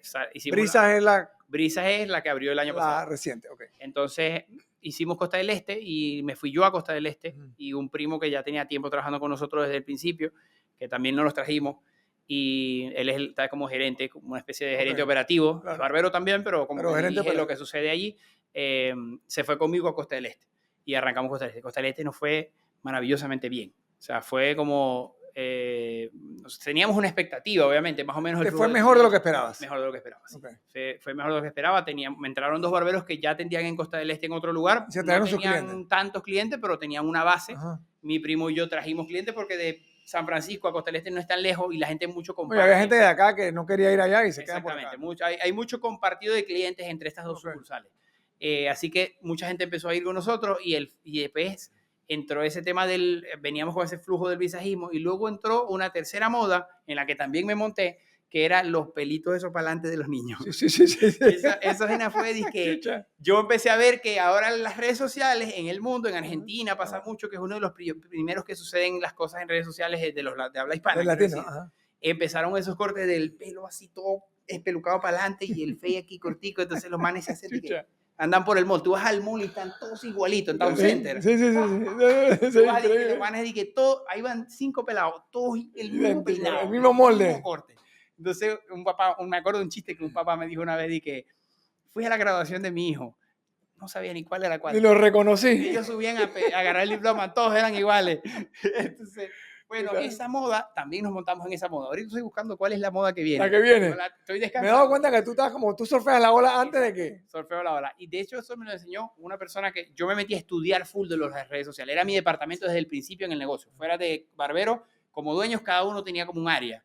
Y mi área siempre fue las redes. Yo era el que hacía los videos, el que editaba, el que hacía las campañas, Facebook, Meta Ads. Después abrí TikTok, empecé a pegar en TikTok. De hecho, viralizamos en TikTok sin anuncios. Empezamos a orgánico y logramos viralizar, pero luego la segmentación me mandaba para muchos otros países que no eran clientes. No te convenía, sí. Empecé a segmentar Pero en ese tema de TikTok de los niños, yo dije, voy a empezar a hacer videos de eso. Y empecé a hacer unos videos con estos pelados, con ese pelero para adelante. Empezaron a llegar los clientes. Y empezaron a llegar en Costa del Este, como hay colegios varios. Sí, ahí está. Además, los pelados andan solos en scooter o van en Uber ellos solos. Entonces, como que empezaron a llenar horarios que normalmente no hay tanto flujo. O sea, que te llenó un espacio que tenías lleno. Fue muy beneficioso para Costa del Este, porque claro, sale la gente de la oficina a las 5, hay gente de 5 a 8. Sí, pero ese horario de entre la escuela y la oficina. De 1 a 4 es como suave. Sí. Y los pelados a esa hora salen de la escuela y van a cortarse el pelo. Y llegaban en grupo. Había una cita, pero llegaban 6. Y los manes dicen, hey, ¿tienes cupo? Y vaina, córtame, yo también me quiero cortar, yo también. Y ahí veíamos cómo hacíamos. Y empezamos a ganar muchísimos clientes de las escuelas. Y el tema es que ellos también son muy... No, y se preguntan, ¿dónde te hiciste el corte? Vete para ese lugar. Entonces después ya llegó un momento que decir, me corté en Mendoza era cool. O sea, nos volvimos una moda. O sea, tú fuiste creando una marca, básicamente. Una marca, exactamente. Que la marca era mi cara, porque realmente mi hermano me dijo, mira, yo no me gusta esto, yo no soy el más... Él salió al principio, pero eres la cara nunca le ha gustado el tema de los videos, y entonces él sale a veces en algunas cosas, pero generalmente me dejaron que yo... Y a mí me había funcionado presentarlo más como marca personal que otra cosa. Luego tuve que hacer la transición a empezar a mostrar que tenemos sistemas de capacitación para que todos los barberos hagan el trabajo y no soy yo nada más, porque ya yo no voy a estar cortando tanto, ni mi hermano. Sí, porque si no yo llego no, como cuando no va a un doctor, ¿no? Tú vas al doctor y después te quieren pasar pan de otro doctor que trabaja con ese doctor y dicen, no, si yo estoy viniendo es por ti. O sea, eso pasa también en el negocio. Pasa, totalmente. Y tuvimos que empezar a nos obligamos a crear sistemas de capacitación para enseñar el tema del visajismo. Pero si yo quiero que me cortes el pelo, ¿tú qué pasa? Pues yo te lo puedo cortar el jueves a tal hora. O sea, tú tienes que adaptar. Si tú escribes con una cita conmigo, te van a decir que la cita es dentro de 15 días. Okay. Porque trabajo 2 días a la semana nada más, martes y jueves. Operando como barbero. Y el resto del tiempo administrador, gerente, dueño, todo lo demás. Entonces, como que obviamente si hay gente que sigue cortándose conmigo de años y que me siguen esperando. Porque yo siento que el tema de cortarte el cabello es muy personal. No es que tú vas a ir donde cualquier persona. Cuando vas de alguien que te gusta cómo te corta el pelo. Lo que hicimos fue ir delegando cliente por cliente. Es decir, mira, yo te recomiendo que te cortes con este barbero, yo le voy a explicar tu corte, o yo te hago el corte, tomo fotos en tu teléfono de tu corte, y luego tú llegas a la misma barbería, con el misma atención, la misma chica te recibe, te ofrecen la misma bebida, todo el mismo ambiente, el uniforme, todo es lo más igual posible. Y las técnicas, de un momento que empezamos a estandarizar las técnicas para poder delegar clientes. Eso no es fácil, ¿eh? Es un trabajón. Hay un manual escrito que lo decimos y que con eso entrenamos a la gente. Los barberos nuevos ahorita, por ejemplo, un barbero nuevo para yo contratarlo, ya es profesional. Paso 1. Y segundo, yo le pongo 15 días de entrenamiento, teoría y práctica. ¿Cuál es la rotación de los barberos? Porque digo, yo no sé qué tan... Normalmente hay mucha rotación de barberos, normalmente. Nosotros la industria. Nosotros nunca se nos ha ido un barbero. ¿O ustedes no? Solo los primeros 2 personas, los únicos 2 barberos que se fueron el que se quedaron en la barbería que nosotros vendíamos. Claro, pero... De resto, nunca se nos ha ido un barbero. ¿Cómo lo hemos logrado? No sé. No, o sea, es importante. Un poco ambiente laboral, libertades de tiempo, mejores ingresos, capacitación constante. Tratamos en todo lo posible de evitar este tema de que tú me dijiste, yo te dije, el chisme, la cuestión, son muy tajantes con eso. Ustedes no atienden mujeres, nada más hombres, es una barbería de hombres. Solamente hombres. Y de hecho, por ejemplo, empezamos a crear, cuando ya empezó a haber un flujo de clientes en las sucursales, la nueva es la que está ahorita con menos flujo, pero las viejas tienen muy buen flujo de clientes. Los muchachos se agotan porque tienen muchos clientes. Entonces empezamos a crear sistemas de días libres, creamos sistemas de vacaciones, ampliamos los feriados. Por ejemplo, si es fecha patria, que bueno, ahorita carnaval. Sí, hacen puente. Hacemos un puentecito. Domingo hasta el miércoles cerrado. Claro. Entonces tienes 4 días, se planean, van a la playa, etc. En fechas patria caía lunes y miércoles. Sí, Domingo hasta el jueves cerrado. El viernes y sábado abrimos esa semana nada más. Entonces son cositas como para... te conviene cerrar porque no hay nadie en la ciudad o hay poca gente. Pues, o hay menos... Es curioso, abro y llega gente, porque la gente que se queda en la ciudad aprovecha que no hay tranque para ir a cortarse el cabello. Pero vale más el descanso del equipo, la tranquilidad del equipo, que lo que pueda generar en esos días. Entonces decidimos hacerlo de esa manera. Y eso nos ha ayudado a que la gente se mantenga a largo plazo. Escuchamos al equipo, pero especialmente con el tema de la capacitación, logramos que la gente empezara a confiar. Nuestros clientes más viejos, yo atendía a 400 personas, más de eso no se puede, es imposible, porque yo tenía la agenda llena todos los días. Y empecé a delegar a los clientes. Los que veían que no conseguían cita, yo aprovechaba que... Los clientes se quedan, o sea, les gusta, agarran al otro barbero. Hay un porcentaje que no va a querer. Hay un porcentaje que su plan B ya existe. Y cuando yo no puedo, se van con otra barbería, otro barbero. Pero si yo logro que su plan B sea en mi propia barbería, genial. Incluso hay clientes que me hacen una cita conmigo 1 vez al año o 2 veces al año. porque voy a agendar con Nerio. Y van y se cortan conmigo, conversamos, nos ponemos al día y luego siguen atendiéndose con el otro barbero. ¿Qué te gusta más? ¿Cortar pelo o estar de operador, de gerente en las redes? O sea, ¿qué te apasiona? Vamos a hablar aquí. Es diferente. O, bueno, si ves, me apasiona esto. Claro. Así que yo disfruto mucho conversar. Por eso te pregunto. Disfruto mucho conversar. Bueno, pero tú me has dicho que también conversas cuando estás. Sí, ese es un punto. Cortando cabello. Una de las cosas que más me va a costar, por la que me va a costar dejar por completo la profesión de barbería. Tu plan es dejarla por completo. En algún momento no es mi plan, nunca fue mi plan. Ajá. Yo dije, si me toca cortar toda la vida, estoy bien. Yo aprendí a amar la profesión, a pesar que no la elegí, sino que por necesidad la agarré, aprendí a amar la profesión. Es lo que estamos hablando, conversar con la gente, las historias de la gente, conozco cada uno durante años. Pero el negocio solo me ha obligado, porque es que si yo estoy de 10 de la mañana a 8 de la noche cortando cabello y el teléfono sonaba. Sí, no puedes operar el negocio, no puedes operar. Es muy complicado. Entonces mi hermano y yo estamos en la misma fórmula. Él está en Villaporra 2 días a la semana y yo estoy en Costa del Este 2 días a la semana. Y el resto del tiempo están administrando el negocio. Administrando redes, entrenamientos, capacitaciones 1-a-1, capacitaciones grupales. Yo veo que tú a veces sacas en tus redes como estos seminarios, no sé qué son, como para enseñarle a barberos que vienen de otros lados, que no tienen nada que ver con tu negocio. Lo he hecho, pocas veces lo he hecho. Pero eso es para compartir conocimiento. Sí, lo he hecho más, bueno, hubo la última vez que lo hice con un propósito específico. Yo lo hice en Santiago, porque me di cuenta de que en Santiago puedo vamos a decir, cazar talento. Ok, headhunting, estás buscando talento panameño para que se vengan a trabajar contigo.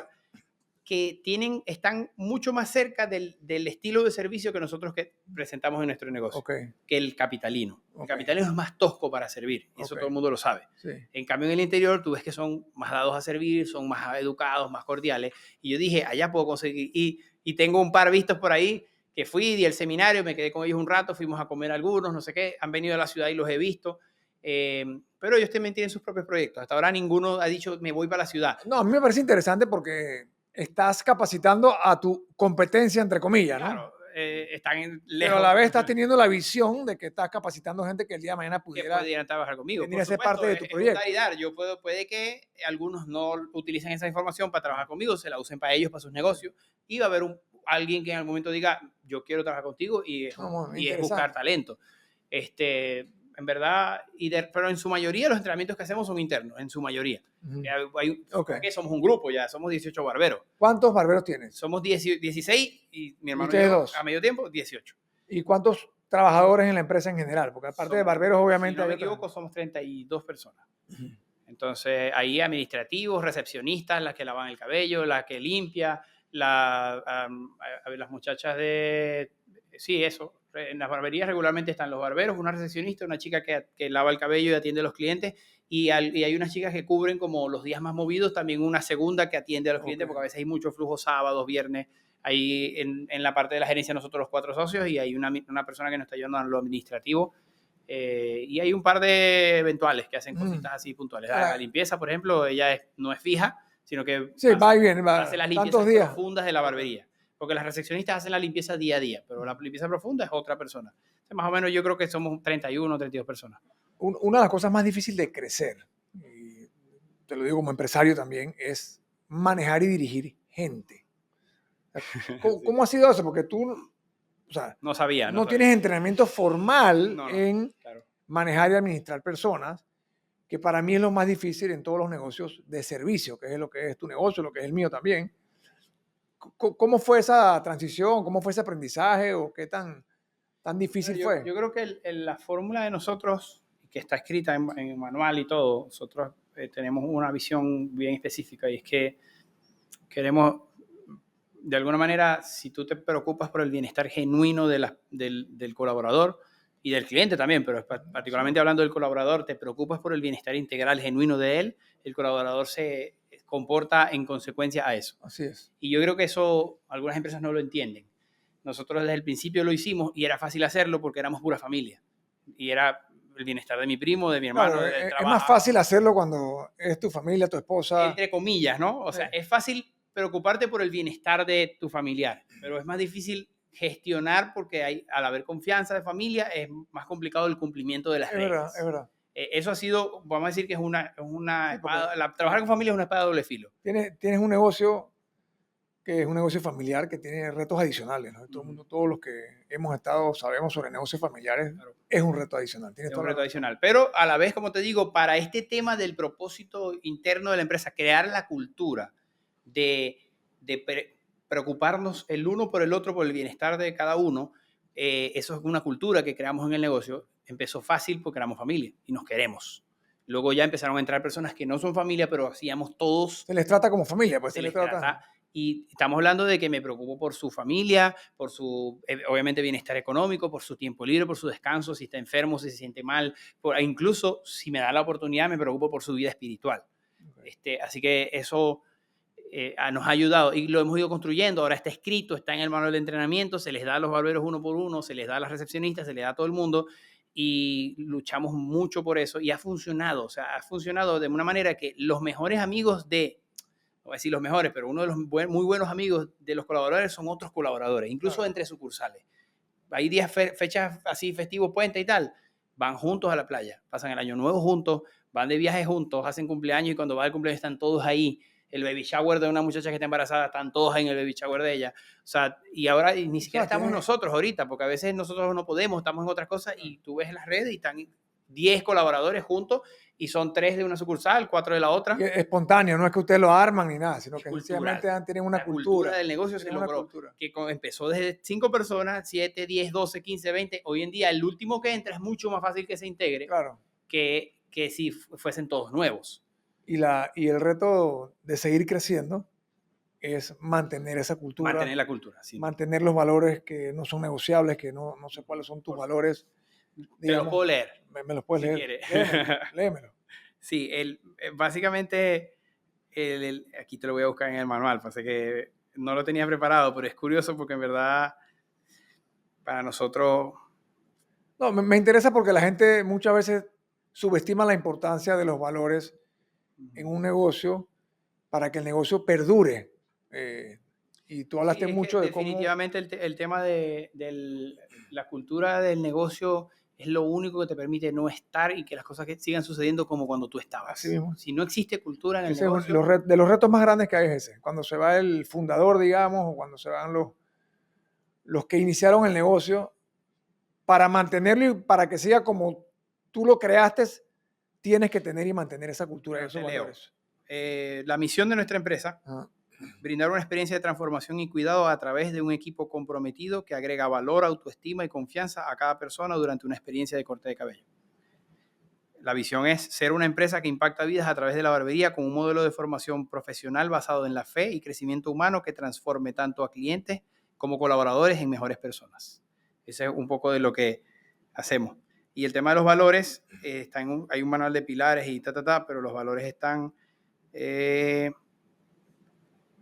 valores, aquí está. Integridad. ¿Quién eres cuando nadie te está viendo? Eso es uno de los primeros. Respeto. Toda persona merece respeto sin importar su pensamiento y su forma que aplica porque nos llegan clientes... De todos lados. De todos lados, de todas las culturas, religiones, etcétera. Y eso se lo enseñamos a los chicos. La actitud positiva es una elección, definitivamente. Y se lo enseñamos todos los días. De hecho, hay una cultura que tratamos de mantener y de que lleguen 10 o 15 minutos antes del primer cliente, de las 10 de la mañana, 9:45. ¿Por qué? Es un pequeño tiempo para reiniciar, resetear lo que está sucediendo en mi vida, porque pueden estar sucediendo cosas muy buenas o muy malas. Puedo estar peleando con mi esposa, puedo tener problemas económicos, puedo tener lo que sea.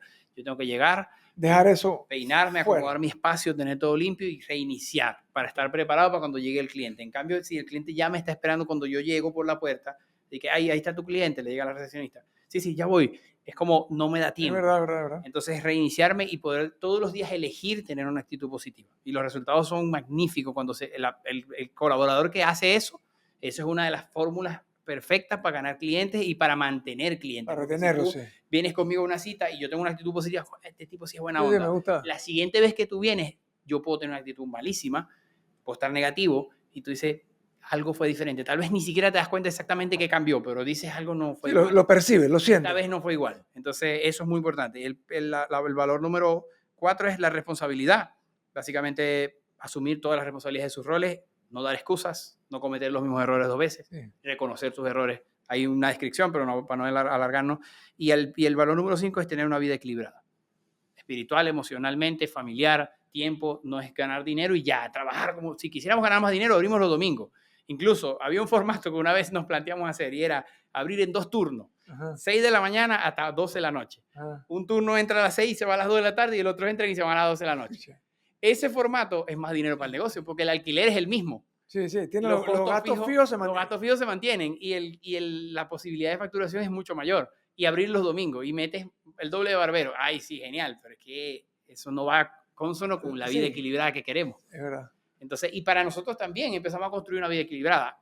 Para que tengan una idea de los que están viendo, hablé de que no habíamos ganado dinero. La primera vez que cobramos dividendos como socios fue en octubre del año pasado, 2025. Estamos hablando de que cumpliendo 5 años del negocio, empezamos a cobrar ganancias. Pero lo importante es que puedes ver que no haber cobrado dividendos, ahí está la plata. Por supuesto, hay una capitalización. 3 sucursales, capitalizaste, creciste el negocio. Totalmente. Pero nuestras vidas han empezado a cambiar en vista de que hicimos el sacrificio de los años que serán necesarios. Comimos caraotas y ahorramos y comimos poquito y no salíamos. Nuestros amigos de la iglesia y tal, éramos siempre los que decían que no. Hay un cumpleaños, decíamos que no, vamos a salir a comer, decíamos que no, vamos al cine, decíamos que no, ¿por qué? Estábamos trabajando. Ahorrando y trabajando. Ahora yo tengo más tiempo libre que la mayoría de mis amigos, porque yo libre, pero quiero decir flexibilidad de movimiento. Flexibilidad más que libre, porque al final... Entonces, claro, hay una responsabilidad, hay una carga. Ahora que estoy dedicándome a la gerencia, entiendo que son 2 trabajos muy diferentes, porque yo entro a la barbería como barbero, yo estoy en mi silla con mi cliente. Mi único trabajo es que mi cliente se le haga una buena atención, una buena asesoría, le corte. Ahí no estás viendo qué está haciendo el otro, ni estás gerenciando. Terminó ese, vino el siguiente, terminó mi jornada, me fui a la casa a dormir, no pasó nada. Pero como dueño tienes muchas cosas al mismo tiempo sucediendo. ¿Y no te cuesta separar esos dos roles? Porque tú puedes estar con un cliente y estás viendo que el barbero 2 puestos ya está haciendo una cagada, tú no te vas a quedar callado. Es súper difícil. Por eso dejé de cortar tanto. Porque yo decía, yo estaba todos los días. Es que tu naturaleza no te lo permite. Claro, y no solamente las cosas que están sucediendo ahí en mi vista, las cosas que están sucediendo sabes que está pasando en los 400 grupos de WhatsApp que hay. Pasó algo, llegó un correo, una notificación de algo, en la otra sucursal pasó un problema y avisaron y yo... Sí, no es fácil estar ahí cortando. Entonces me llega el vaina, Leo, no, que una cliente se está quejando en Brisa y yo estoy en Costa del Este, pero yo estoy pendiente de qué fue lo que pasó. Busco las cámaras y abro la cámara con el cliente aquí. Sí, entonces... No tienes esta conexión que es parte de tu servicio. Sí. Porque es exclusividad que yo le tengo que dar a mi cliente en el tiempo que él está ahí.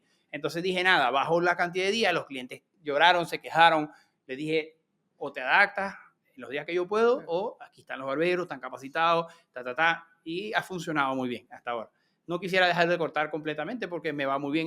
Y también creo que te mantienes cortando, te mantiene en el negocio, en el día a día. Y los pies en la tierra, recordar qué es lo que ellos viven todos los días. Yo voy un martes y jueves y son 10 horas parados. O sea, 1 hora de almuerzo y la otra es 9 horas parado. No, creo que eso te hace ser mejor gerente si estás ahí. Sí, por eso no lo dejaría de hacer, como te dije, hasta que el negocio me lo pida. Ahorita no pensamos, este año decidimos no hacer otra sucursal en este año para seguir estructurando, seguir mejorando los manuales, los procesos. Pero el plan sí es seguir creciendo. Sí, ¿no? Claro, es que nosotros hemos crecido no porque hemos querido, hemos crecido cada vez que el mercado te lo pide. El mercado me lo pide, exactamente. Y tener un hijo, ¿cómo te afecta la dinámica? Yo sé cómo, por lo menos a mí me afectó.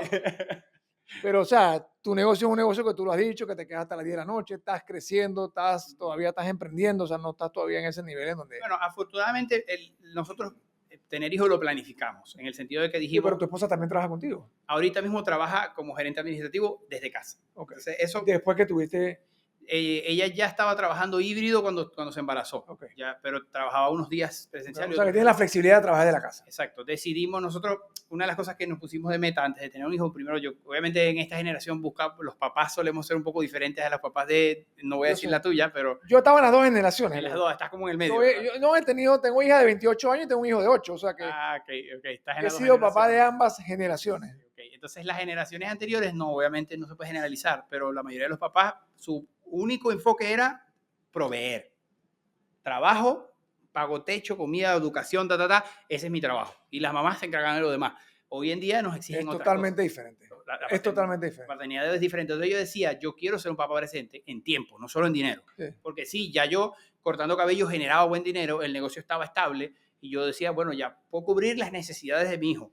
Pero yo decía, yo no quiero llegar a las 10 de la noche y mi hijo está durmiendo. No, tú quieres tiempo. Y me paro en la mañana, estoy 2 horas con él y me voy a trabajar. Tiempo de calidad. Entonces yo ya veníamos construyendo pensando en eso, en buscar tener hijos. Entonces, así que cuando ya mi esposa se embarazó, ya habíamos estudiado el año del seguro, teníamos 9 meses buscando, ella se embaraza, ya íbamos en ese proceso. Entonces, como que ya íbamos tratando de empezar a delegar cosas en el negocio para poder empezar a bajar las horas de cortar cabello y para que las mujeres se fueran a casa. Cuando mi bebé nació, ya ambas esposas estaban trabajando desde casa. Ok. Entonces, o sea, lo planificaron bien, en ese sentido. Pues. Entonces, mi cuñada todavía no ha tenido hijos, pero también ya tiene esa flexibilidad. Okay. Y entonces, bueno, nace el bebé. Cuando nace el bebé, lo primero que yo hago, bueno, me tomé mis semanas libres, luego empecé a la tercera semana empecé a trabajar, a cortar cabello. ¿Qué hacía? Trabajaba hasta las 5. Hacía citas hasta las 5 temprano a la casa. Y salía volado para la casa. Iba por ese corredor yo así, pasando los carros, con el tráfico de esa hora del corredor hacia Costa Sur que estaba viviendo. Duro. Entonces, pero llegaba a 5:30 y yo bajaba al bebé, salía a caminar con él, no sé qué, el man llorando todo el día, mi esposa con los pelos así, el posparto, obviamente. No, pues tú llegar allá a ayudarla a eso es clave. Pero luego pasó muy rápido, o sea, en poco tiempo de que nació mi bebé nos dimos cuenta que teníamos que buscar, o sea, yo también tenía que estar más presente. No están las abuelas, no están los abuelos, sí, los únicos tíos que están son estos y están ocupados todo el tiempo también. No teníamos nana, no queríamos tener nana, no nos sentimos cómodos por ahora con una nana viviendo en casa, así que yo tenía que estar más. Y empecé a buscar la fórmula y ahí fue que empezamos a bajar lo de los días. Y en transición de 3 meses fui bajando de horas después de días y quedé en este formato que estoy ahorita. De 2 días a la semana. Así que yo, los únicos 2 días que mi esposa saca con los pelos para arriba son esos 2 días. Yo me voy a las 9 de la mañana y llego casi a las 8:40, llegar, cenar, bañarme, no sé qué, como a las 9:15 es que ya estás libre. El bebé ya está dormido, claro. Y mi esposa está así. Entonces ya yo agarro el bebé, me quedo con él ahí en la cama, estoy pendiente yo de él y ya sale a bañarse, a hacer otras cosas. Pero igualmente ya va a cumplir un año, ya él es un poquito más independiente. Pero he podido estar y eso es genial. Obviamente si yo hubiese tenido un hijo en el principio del negocio, no hubieras podido. Él hubiese sido muy complejo. No, tuviste no todo el mundo puede planificarse ni buscar esa flexibilidad. Y esa es una de las cosas que hablábamos, de que ser dueño de tu propio negocio te permite. Sigue siendo un esclavo de tu negocio, pero tienes la flexibilidad. Hay más estrés, pero hay flexibilidad. Yo me llevo al niño. Hoy fui a Brisa y íbamos a entrenar a una chica a unas cuestiones de un masaje capilar que se hacen en la cabeza. Mi esposa se iba a encargar de eso y yo iba también a ayudar y me llevé el bebé. Yo el bebé estaba con el bebé ahí, lo tenía yo. Uno de los muchachos, la recepcionista me lo tuvo y hicimos lo que íbamos a hacer. Después fui a hacer otra diligencia, los dejé en la casa y me vine. Entonces, ¿qué tan fácil ha sido emprender en Panamá? O sea, como país, Panamá, ¿qué te ha brindado? ¿Qué tan fácil o difícil ha sido? Yo creo que es complejo. Yo creo que depende mucho del rubro en el que estás. O sea, creo que nos ha ido muy bien a nosotros en Panamá como barberos. O sea, el barbero le va bien en Panamá. Hay dólar, hay un precio medio de servicio. Aunque la gente no tiene el hábito de cortarse tan seguido como en otros países, sin embargo, se genera buen dinero como barbero. Luego, el tema de emprender no es muy complicado en cuanto al tema legal al principio. Luego que se va generando estructura, ya cuando vas creciendo. Se va complicando un poco más. Como emprendedor, yo nunca lo hice así, pero a la gente que emprende con un aviso de operación personal, no es muy complejo. No es muy complejo. Siempre tuvimos asesoría. Así que lo único que sí siempre nos ayudó fue un amigo que sabía de eso. Él trabajaba en una firma, no es abogado, pero trabajaba en una firma de abogado, era el Office Boy, y como que se conocía todas las entidades, los permisos que había que sacar, los trámites, y eso nos ayudó mucho a tener todo ordenado desde el principio. Entonces como que por ahí yo no lo sentí complejo el tema de armar el negocio, no lo sentí complejo. Lo difícil es hacerlo funcionar y hacerlo rentable, que eso no tiene que ver... ¿Cómo es? No tiene que ver con el país. O sea, obviamente depende del mercado y todo eso, pero depende más tuyo que otra cosa. Posicionar la marca y generar rentabilidad. Eso sí nos costó un poco. Los primeros años veíamos, o sea, hacíamos el cierre anual y el porcentaje del margen de ganancia era de 4%. O sea, una norma que no puede ser, esto no tiene sentido. Ahora, este es un negocio de volumen, ¿no? Es un negocio de volumen, pero sin embargo hubo ajustes que tuvimos que hacer para poder lograr que el margen diera. De hecho, en el primer sede ganábamos más porcentaje que los barberos de ahorita. Porque no daba. No, tienen que ganar menos porcentaje. Tenemos que hacer esto aquí hay que ahorrar.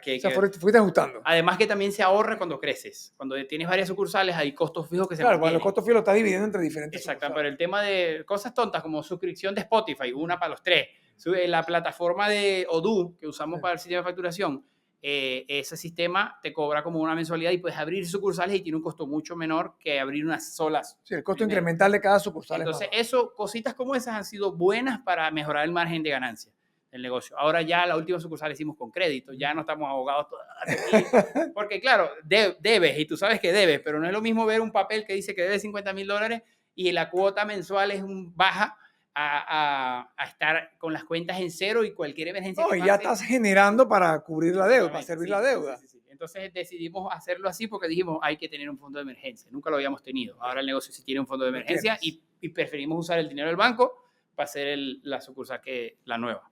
Antes de cerrar, yo quiero saber, o sea, ¿qué viene para ti? ¿Qué viene para Nerio, para el negocio, para la marca Mendoza? O sea, ¿tienen una visión o ustedes van creciendo? Bueno, ahí... ¿Qué pasa lo que el mercado diga? ¿O yo tengo la mente, yo quiero tener tantas sucursales, yo quiero llegar a facturar tanto al año? O sea, bueno, es que te puedo decir que este año nos reunimos a principio de año y yo mismo propuse, creo que un poco tener al bebé ha influido, pero propuse frenar por un año. No voy a decir que es permanente. Frenar el crecimiento. Año 2026. Respirar. Porque era un estrés constante, se está terminando de estructurar apenas esta y ya estamos pensando en el proyecto y en la vaina, en el local, buscando local, remodelación, préstamo. Entonces dije, vamos a detenernos. Obviamente no es que vamos a bajar la velocidad. Bajar la velocidad este año nada más. Entonces, por el 2026, vivir. No hemos vivido todavía. No, y consolidar y vivir, sí. Entonces, bueno, sí. Tener tiempo nosotros para descansar. A veces no tienes chance a la familia en de disfrutar el éxito. No, porque no te lo permites. Como estás en el constante crecimiento y sientes que es lo que tienes que hacer porque el negocio te lo está pidiendo, entonces tú, pero igual eso te ocupa la mente demasiado. Yo no, o sea, apenas ahorita, hace poquito tiempo que yo me he sentado un día así en la terraza del apartamento a ver el atardecer y respirar y ya. Estás empezando a disfrutar. A darte chance. Muchos años de crisis. O sea, estamos hablando de que la crisis más fuerte económica de mi familia empezó cuando yo tenía 16 años. Sí. Y desde ahí hasta los 22 me vine a Panamá y de los 22 hasta los 32 que tengo ahorita, creo que tengo 33 ya. No estoy de acuerdo. A veces uno se queda trabajando. 33 años, sí, tengo 32. O sea, no recuerdo un momento de tranquilidad, de decir, la pandemia, que estuve en mi casa 3 meses, pero no es real. Yo igual salía a cortar cabello en los... No, y la pandemia generó otro tipo de estrés. Una frustración, o sea, era otra cosa. Se me estaba cayendo el pelo y todo. Entonces, primera vez que yo, ahorita me estoy mudando a un lugar que tiene una terraza un poquito más abierta con vista al Parque Omar, y que yo no me he mudado, pero ya voy para allá y me siento en la terraza y es que no estoy apurado. Y es raro no estar apurado. O sea, tengo muchos años que yo siempre estoy apurado. Siempre. O sea, el día que sea, a la hora que sea, siempre estoy apurado. Entonces, eso es lo que quiero este año disfrutar eso. Sin embargo, estamos haciendo una sucursal en Venezuela, pero ¿En Venezuela? Sí. ¿En serio? Sí. Pero eso va a un ritmo diferente, porque allá va a ser mi hermano mayor con mi papá, que van a estar allá, no estamos presencial, va a ser la misma identidad y todo, solo que el local es propio. O sea, mi papá compró, después de muchos años, a sus 62 años, se compró su casa y tiene un local comercial como al frente. Entonces, ese local lo vamos a usar para hacer la barbería. Pero ahí no hay apuro, no hay alquiler, no te persigue el alquiler que sí. ¿Y esa estrategia no cambió de una forma o de otra después que se llevaron a Maduro? ¿O se mantiene? No, de hecho la decidimos hacer antes de que se fuera Maduro. Antes de que se fuera Maduro. Entonces, imagínate, ahora más todavía, esto hay que hacerlo, obviamente. Ese cambio fue el 3 de enero, nos agarró a nosotros yendo a la playa. Íbamos a ir a la playa escondida con mi suegra que estaba todavía, a pasar unos días allá. Y fue como que está hermano. Entonces, estando allá fue como que, bueno, tomamos la decisión correcta. Pero como te digo, como es un local propio, vamos al ritmo que queramos. Vamos poquito a poco, ya se puso en gris el local, vamos a meter tubería. Mi hermano estaba hoy casualmente haciendo el plano, iba a la silla, mi papá va y contrata a la gente, no tenemos a los proveedores de remodelación, no sabemos dónde comprar los materiales, nada, no sabemos nada porque... O sea, van con calma. Yo aquí conozco... Todo, mucho más allá, obviamente. Habilidad, leyes, vainas de negocio, un montón de cosas que la gente dice, hermano, ¿y tú cómo sabes eso? Bueno, la calle. Así y los clientes, hablando con los clientes. Pero en Venezuela yo soy un indio. Yo no sé nada de negocio, nada. Entonces, claro, allá también lo queremos hacer todo formal, entonces va a demorar mucho más arrancar allá. Mi hermano tiene, el mayor, él montó una barbería pequeñita con un barbero y él a veces va eventual. Eso es lo que hasta ahora hay, que es de él. Nosotros no estamos ahí. La idea es eso, seguirlo consolidando poquito a poco y ir remodelando aquí para mudar para acá, ofrecer convertirlo en eso. Un servicio mejor. Entonces, ese proyecto está, pero no me presiona porque no estamos con la velocidad de que alquilé un local, tengo que arrancar porque ya en 2 meses me empiezan a cobrar el alquiler, claro. el municipio, el no sé qué. Allá no estamos en otro ritmo, ¿no? Entonces, por este año va a ser eso. Luego vamos a hacer más sucursales porque es inevitable. El negocio solo te va empujando. Hay zonas que ya sabemos que podemos atacar. Para el interior me encantaría hacer sucursales. Ya estoy conociendo gente en Santiago, que es el único lugar hasta ahora donde tengo relación con barberos. Nunca se sabe si uno de esos barberos puede ser socio o gerente o algo. No han pensado nunca en hacer franquicia, ¿no? Porque ahí se te puede perder un poco se puede perder la calidad. Y si yo tengo que estar encima para lograr que se mantenga la cultura del negocio, ¿para qué se lo voy a dar a otro? Sí, mejor lo haces igual yo tengo que estar encima, lo hago yo. Además, como el margen de ganancia es tan bajo, cuando yo le quite la porción del franquiciado, ya lo hemos visto. Sí. Tú has visto franquicias aquí que fueron muchas sucursales y ya hoy no existen. Sí. O existe una o dos. ¿Por qué? Porque el franquiciado quedaba muy ahogado. Si ya tu margen es bajo y te quitan el 4% del franquiciado, es fuerte. Entonces yo decidí que no. Lo máximo que puedo hacer es que de repente un asociado que tenga un 30% y nosotros el 70%. Y entonces él... Es así como un socio operador, ¿no? Como un socio operador, exactamente. Eso pudiera ser, pero seguimos siendo los dueños y sigue siendo la marca nuestra. Por ahora... la visión que para este año era y la pospusimos es hacer una sucursal en Condado del Rey. Eso te lo puedo decir porque cualquiera que me lo pregunte se lo voy a decir. Es una buena zona, hay buen flujo. Obviamente me llama mucho la atención Costa Verde, pero como ya es fuera de la ciudad, requiere más traslados, requiere más presencia de nosotros para entrenar al personal allá. Y estoy con el bebé pequeño. No, por ahora yo haría una cuarta dentro de la ciudad. Terminaría de optimizar todos los procesos para que las cosas sucedan sin nosotros estar tan pendientes, que ya está mejorando. Cada vez yo tengo más lapsos de tiempo donde el teléfono no suena, que eso es una buena señal. Es una forma de medición. Sí. ¿Por qué? Porque hay una estructura. Hay una persona que le reporta a otra y otra que le reporta a otra, y antes de llegar a nosotros, alguien resuelve el problema. Alguien resuelve antes de que llegue a nosotros. Y eso es lo que queremos lograr. Cuando logramos que todo funcione sin nosotros, entonces nos podemos ir al interior o nos podemos ir a Panamá Oeste, porque ya nosotros metemos nuestra energía de lleno en eso. Y ahí eso pudiera ser un posible siguiente paso de crecimiento. De verdad que te quiero felicitar por lo que has hecho, por lo que has logrado, y yo quisiera que antes de terminar le mandaras un mensaje. Te corto el pelo, no. No traes la máquina. Saca la tijera. Dale, listo. Esto es una sorpresa. Tú tienes la máquina. Yo te corto el pelo a ti con una tijera y un peine, más nada. Ah, ¿de verdad? Claro, tu corte es clásico. No me hacen nada, no. A mí me pasan un poquito de máquina por aquí, pero muy poco, y lo demás es pura tijera. Tijera, claro, tijera. Sí, es un cabello para tijera genial. Entonces, no quiero... Vamos a hacer un capítulo allá en la barbería. Se puede, con gusto. Yo feliz. Yo sé que tu barbero, discúlpame, eres mi colega, pero es una sola vez que yo le voy a cortar el pelo. Mándale un mensaje a toda esa gente que quiere emprender, que a veces sienten que tienen que ya colgar los guantes, tirar sus sueños por la borda, porque creo que le ha pasado duro, ¿no? De joven, y manda ese mensaje, porque de que las cosas no son fáciles, pero vale la pena seguir peleando por ellas. Bueno, yo les puedo decir que si pudieron ver todo el episodio y las noticias, la historia de todo lo que yo he vivido, soy para muestra un botón de que se puede lograr salir de ese foso que parece no tener salida. A veces cuando estamos en lo más al fondo es la mayor motivación, en el peor de nuestros momentos, en la peor situación, es la mayor motivación para poder llegar lejos y salir y superar nuestras propias expectativas inclusive. Así que en Panamá se puede hacer negocio, se puede hacer legal, se puede hacer formal, se puede hacer todo de la manera correcta y se puede crear estructura. Es cuestión de tener energía y saber que vas a hacer muchos sacrificios, de que vas a perderte cumpleaños, viajes, compartires, fiestas, carnavales, todo eso durante los primeros 3 a 5 años para poder lograr crear una estructura y un negocio que te permita tener tiempo y dinero. Esa combinación no siempre es tan fácil. A veces se puede tener mucho tiempo sin dinero o mucho dinero sin tiempo. Estas dos cosas es el objetivo que todos queremos, por supuesto. Así que atrévanse. Gracias. Un placer.